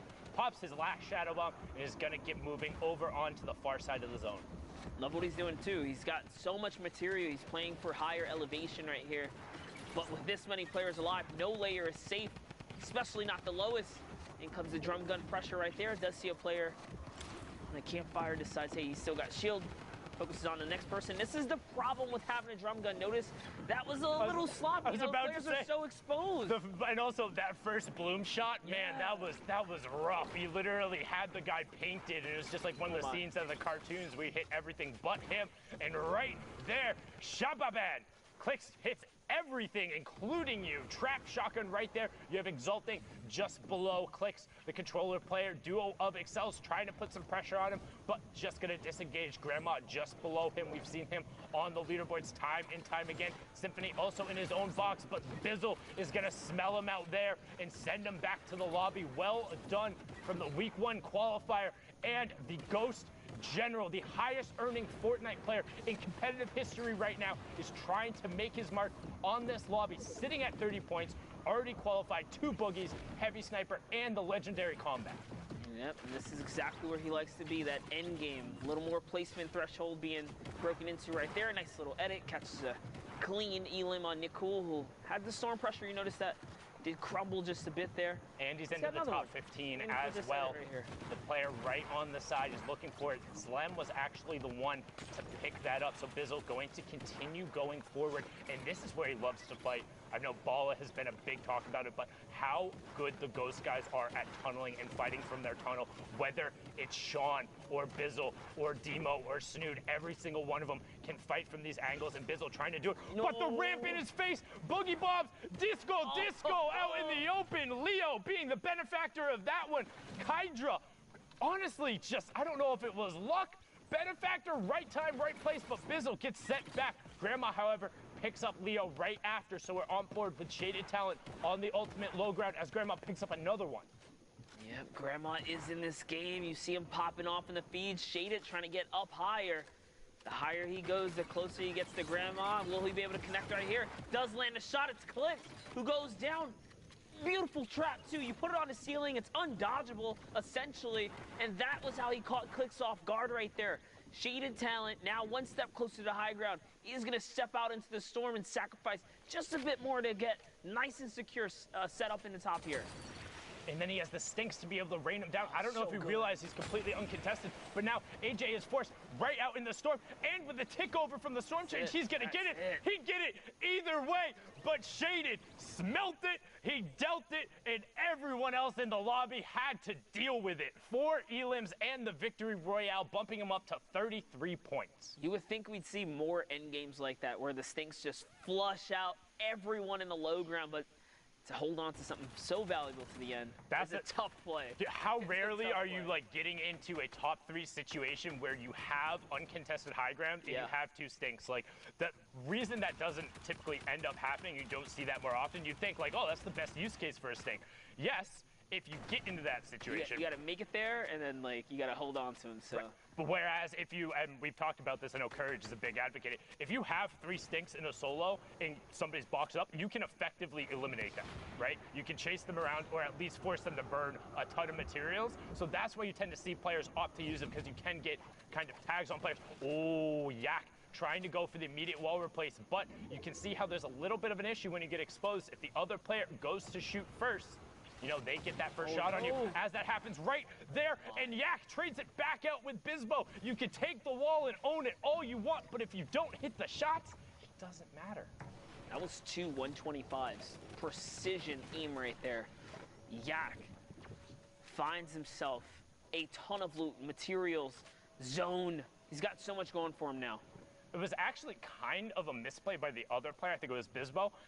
When you're kind of poking there, you need to shoot, and right as you shoot, move your character model over to the left. He just sat his character model in the window, basically framed his face to catch those pellets. Make sure you're abusing that right-hand advantage. If you have it, you can't give it up, or you can't have it and then not use it. Otherwise, you don't have an advantage. But now, the other half of the Dubs Mega pairing trying to push in here, has full qualified already for the solos and duos, and is now trying to put a little pressure on this player on the outside.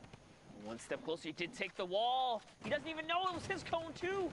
Did try to combat it, Flint follow up Frosted. It was just too fast. Mega was just too fast for him to react. He was one step ahead of him every single moment, in every single moment of that battle right there. Man, it must feel awful to just get victimized by Mega and Dubs. I would be so upset to go against one of these guys. They're too quick. Literally they're just very, and we talk about like what makes some of these players good. In some circumstances, they do everything right. Sometimes they're just very good and they're fast. Like that would be what I say kind of Mega, Dubs, Benji, Fishy, Mr. Savage. Well, they all have like certain types of traits about them, and certain things they do well. Yes, they're all incredibly fast-paced players with everything they do. And in and of themselves, that's almost their defining trait. The quickness at which they do everything. Beating somebody in Fortnite to the punch by a quarter of a second is enough for a shot. If you're doing that every single time, you're getting their wall every single time because you're that much faster, then you're going to be able to snowball those advantages, compound them into something better. That's why the best of the best are so consistent. As we focus in on Mega here, let's see what he's going to do. We have praised him enough on how quick he is. He's at 14 eliminations. If you don't believe us by now, you're crazy. You don't get that high, that aggressive in finals. Guys, mind you, this is everything on the line for New York City, right? Potentially. And he just pushes through. Just goes all the way through, no hesitation. That's one. Someone else does join the battle here. Finds him as well. Quick little flick right there. That was just gross. 16 elims. He hit the Flintknock headshot. I was honestly like, I half thought he was going to push in for the pickaxe. The Flintknock will do the 180 if you get that full headshot there, but instead sticks with the combat and then picks up the nice little double. But now it needs to be careful of the 6. Good job getting up 2 blocks, and then luckily, as he pops the shadow, the shots miss towards the door. So, you know, sometimes you got to make your own luck. Mega catching it right there is going to put down the campfire as well as the 2 minis. If you blink, you might have missed it, but he's now in the center of his zone, boxed up, campfire one side, launch pad in the zone next to him, and now reloading all of his weapons, ready for the next rush. Yeah, he did manage to drop the flint and pick up a grenade launcher. Interesting to see how that's going to play out here in this end game, because it's not typical you see someone have a grenade launcher towards these congested zones.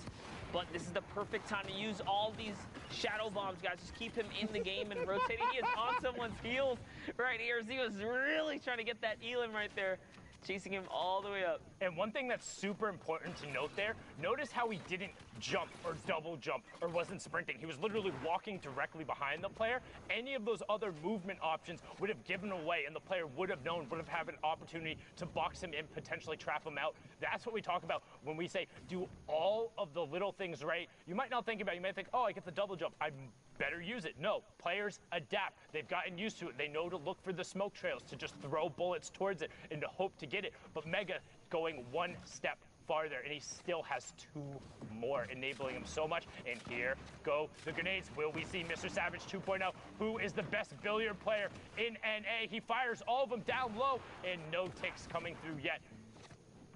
But the pressure of the explodes, the sounds, it's as much of a mind game as it is the whole site just to kind of connect here. So let's see what Mega's going to do. He's looking for the elims down low. He doesn't care about who's up above. He's trying to inch his way down here. Just taking a little bit more control of this layer. He doesn't have any movement, any freedom space here. He's going to find Dream TV. Wait. That was a grenade tag. It had to have been. He hasn't shot anybody else in the last minute. So he had to have hit somebody with a grenade, gets Flintknock out into the zone there. But can he cover himself? 7 HP. Oh! Mega drops down. Winteroo, you can go back. It's the time of summer, and it's the time of FaZe Mega. What a sick edit and sick play. Now up to 107 effective HP. Papa Eggy on the high ground. Hoffner gets personally victimized by Mega, like basically the rest of the entire lobby, up to 19 elims. But now on the low ground, Shadow Bomb comes out from Eggy. Hot feet for Mega, hot feet for Eggy, but he's in the shadow, and Mega finds him. He finds him because he jumped, Monster. I don't know how he just did that, but he managed to really pull through and clutch up at the end. That was as close as we've ever seen it, and that was a 20 elimination game there. 30 points. 30 points for Mega. We saw him at 7 HP. Again, I cannot stress it enough. If you're watching and you want to get better at Fortnite, imagine dropping a 20 bomb. That's what I'm saying. Imagine dropping a 20 bomb in any game. Like, I think I've had a 20 bomb once, maybe, in a pub, I think, and I felt really, really, really happy. He's doing it in the finals against the best of the world. If you want to go watch these games, watch their perspectives, you can load it up in the client yourself. You can go to the leaderboard, set the region. Right now, we're on NA East. Then you can click the compete tab at the top, load up week 9, and check out all of the individual greatness. Whether you want to be watching Tfue or Dubs or Mega or any of the other solo players who have already qualified, I promise you, they will all put on a show as we get into the final half hour of the queues. And already Chap, Tilpil, Snood, all up over on this side. Clicks in the match as well. Right as I said that, Tilpil gets taken out by, honestly, the Demon Hunter right now. That's what Clix feels like. He's just running around cleaning up everyone. Dude, Clix is fearless right now. He's he has nothing to lose at this point. This is all good practice for the Fortnite World Cup. This Chap is now putting pressure on players that are gliding across, and what a death valley here. You do not want to have to cross this. You think, oh, I have a launch pad, I'm okay. No way, not when players have this much elevation kind of set up. This poor guy's probably going to use redeploy. He uses the flint knock actually trying to save himself there. He's still in the game. Was able to catch himself right there at the bottom. You see Kearney also here. Chap trying to get an angle on the rest of the lobby. Again, the Liquid Old Guard desperately trying to qualify and join Vivid on that stage in New York City. We have EG's J-Truth also in the lobby.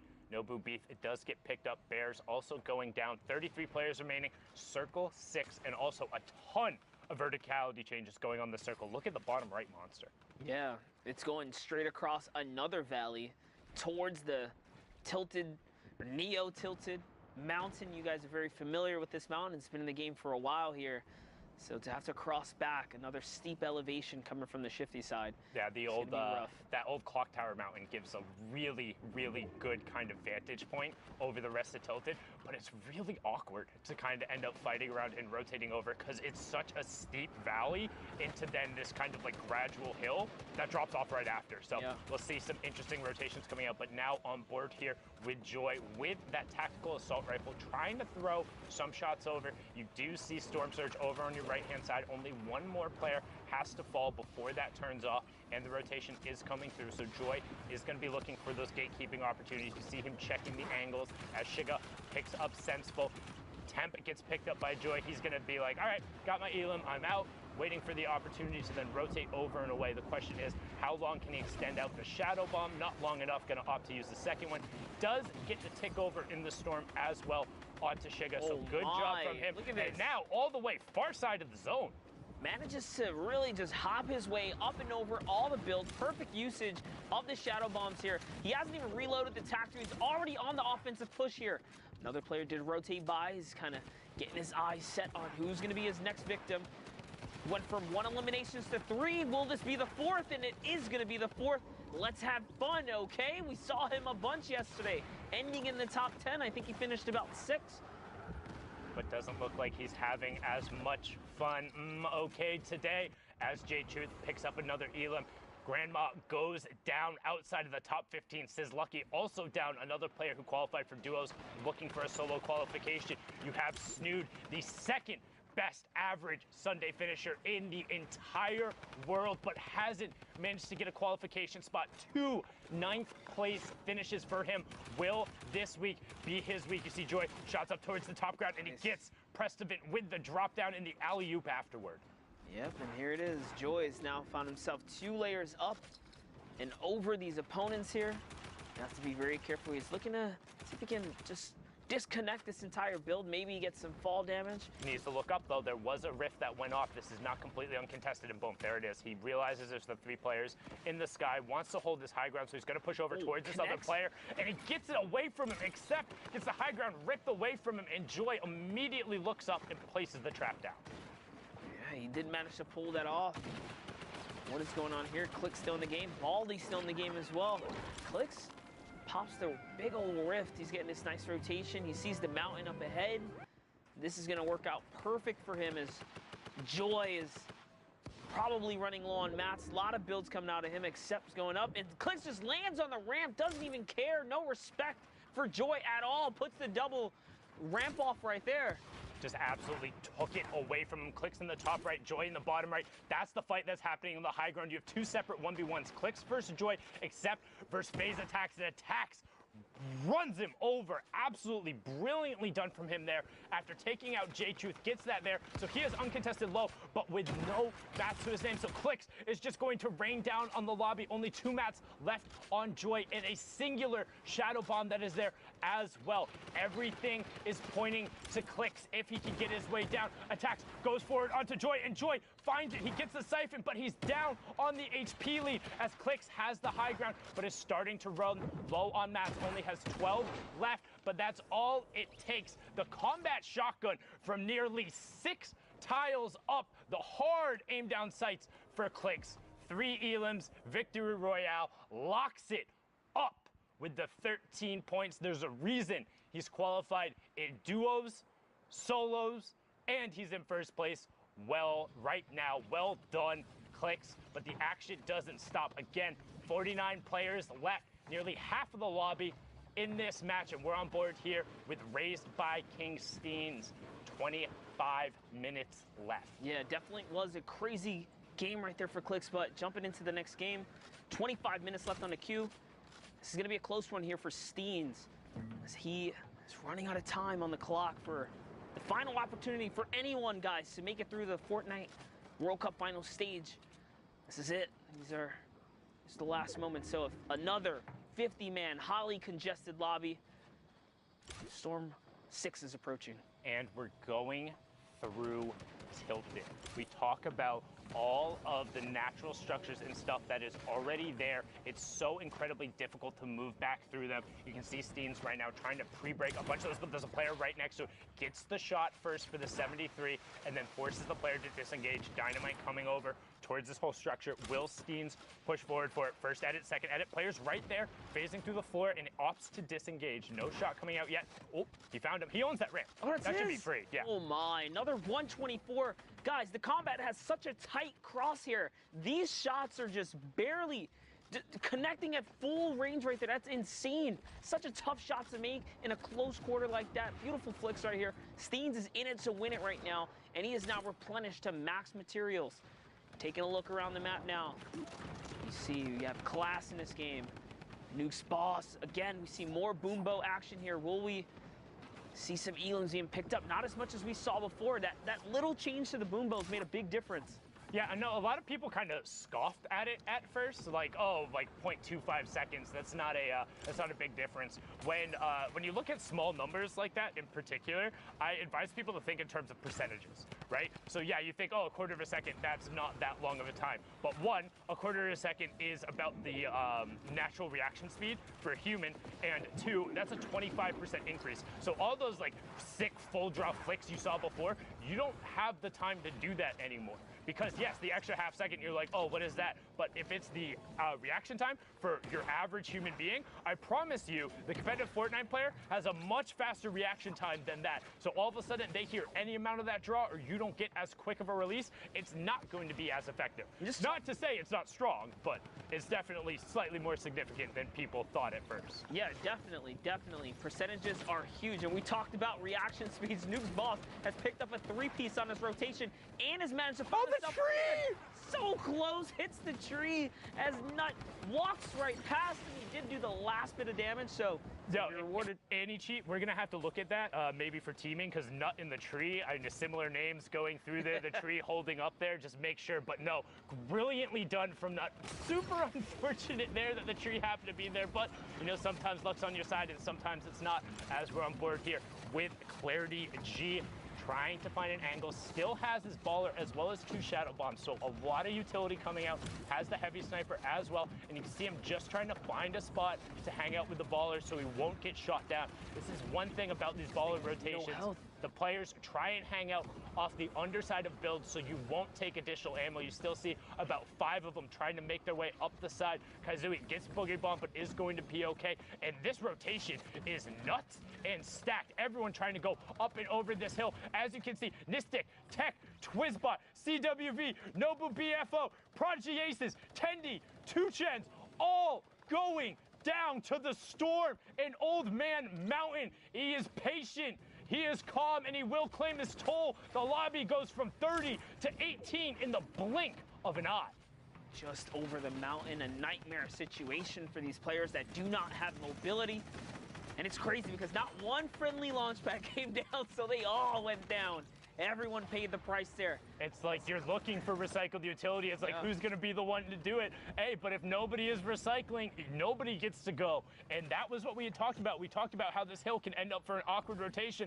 And look at what it spawned as the players now have to rotate back through it. TJ on the high ground, 2 players ripped up into the rift. Casker and Vayne on the low ground. Top 15 remaining right now. And somehow Clarity still managed to keep the ball with the no health. Literally all it needs is 1 shot here and it can be taken out. But with all the chaos, all the players, he's managing to just stay in it, just avoid all of these guys, avoid all this problematic.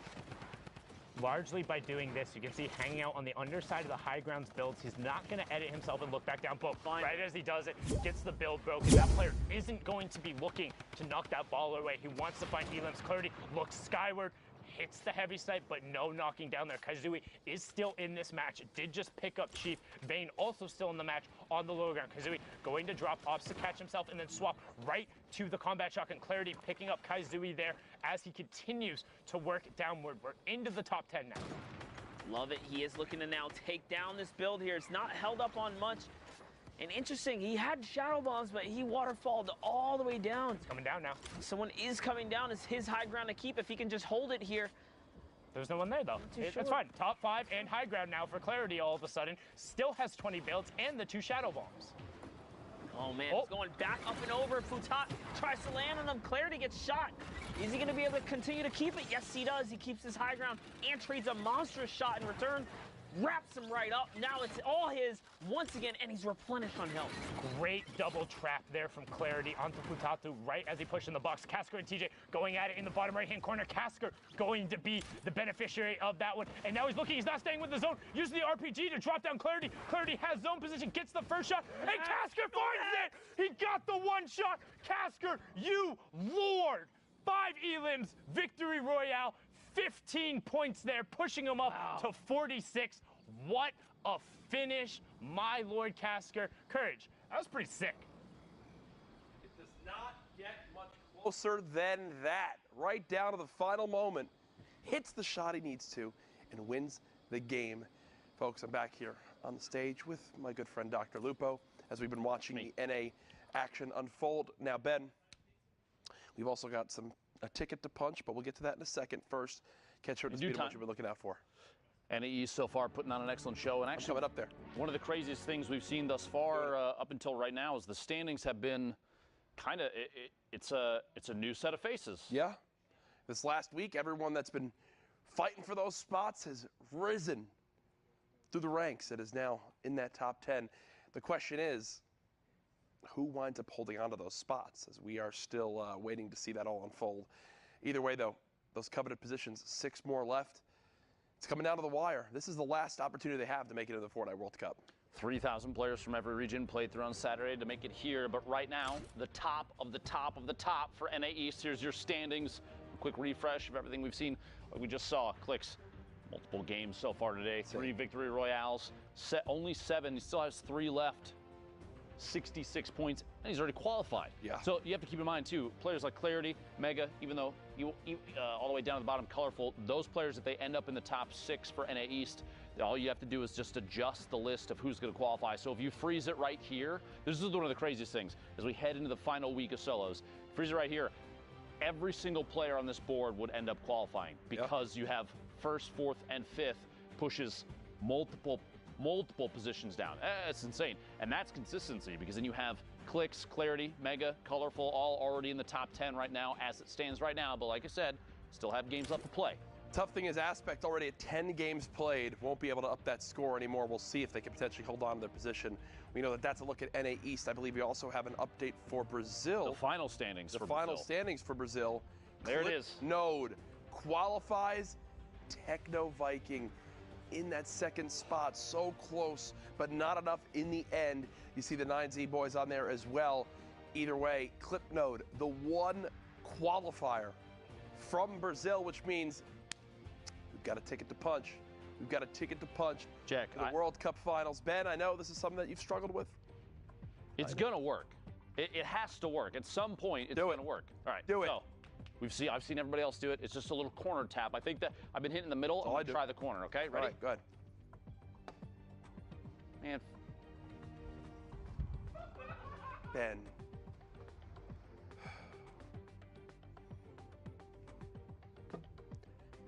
Let's throw it back to our casters. To the break.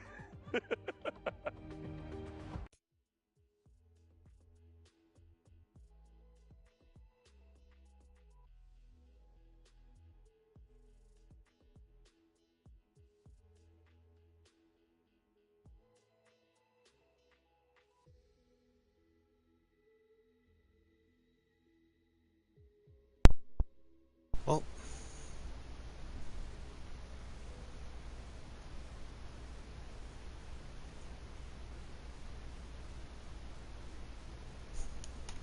hello? Hello? Hello? Alright. Just making sure my mic was working. Pretty much nobody that I wanted to qualify. I think they're qualified, so I don't think it really matters. Almost an hour left. So let's play some sword fight.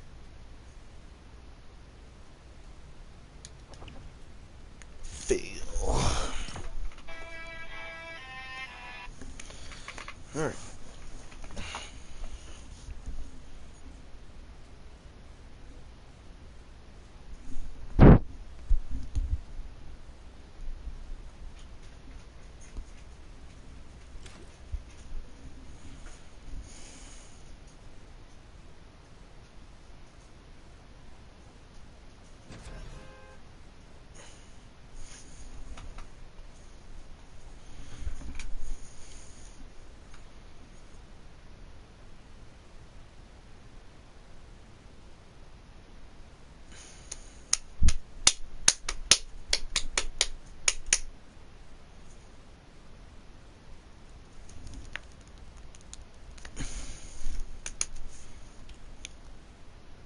Yeehaw, partner!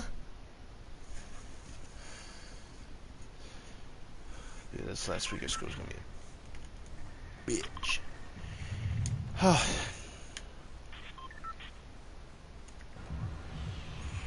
Alright, pleasant it is.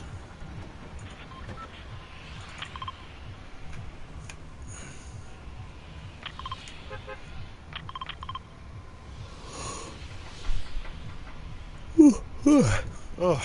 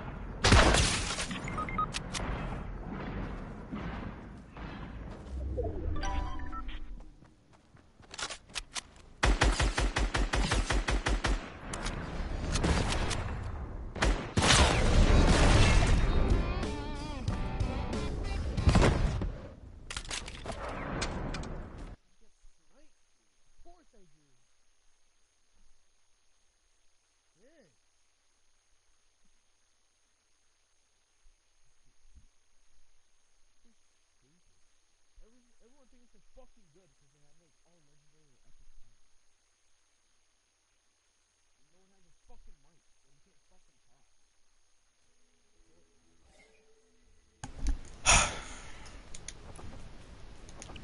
Not Team Rumble so much. So stupid, dude. Nobody has a mic. PS4 gives you a free fucking mic.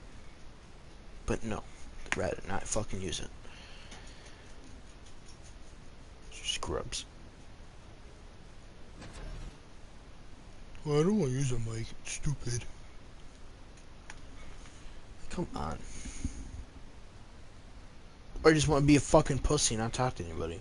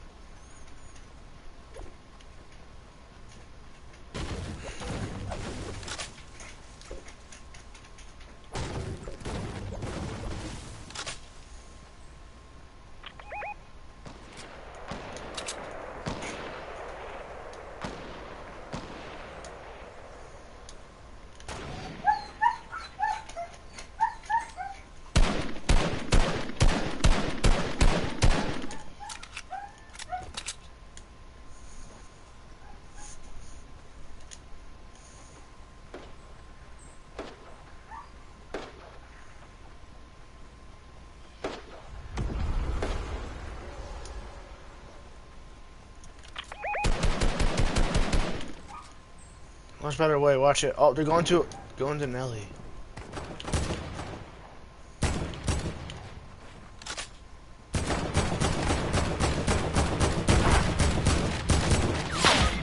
And I got sniped. I got sniped.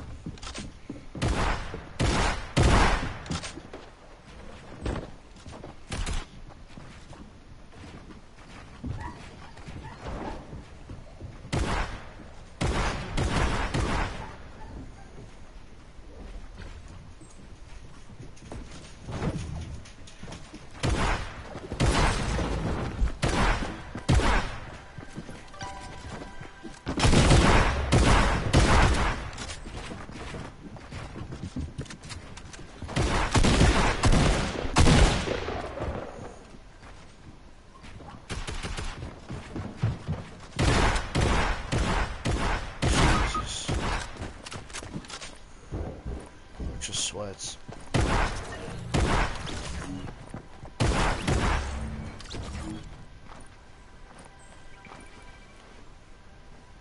Nice.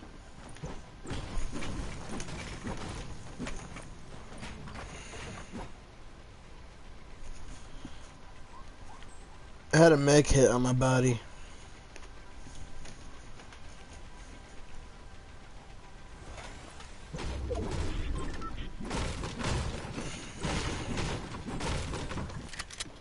Should be a make it somewhere. Yep, right there.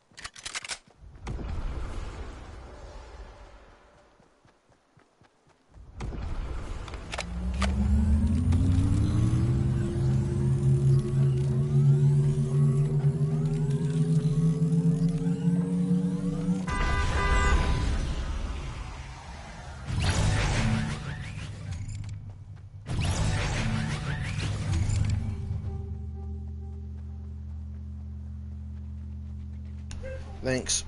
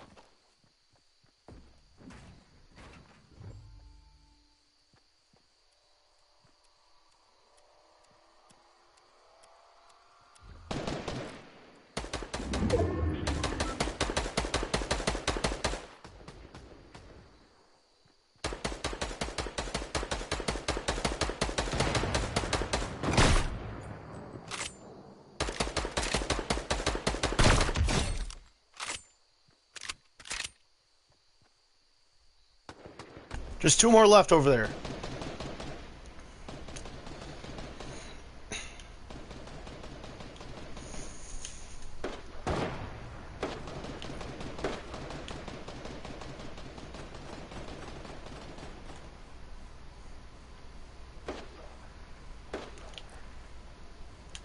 They're coming over here. The other guys. Coming.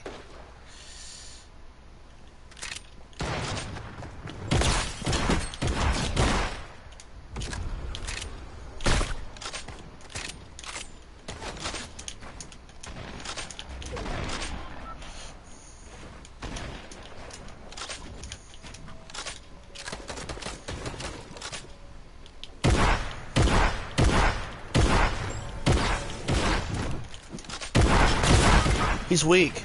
The Vandalette woman. She's drinking shields right now.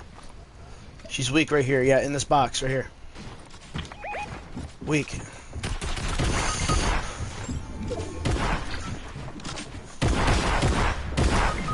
Oh, great.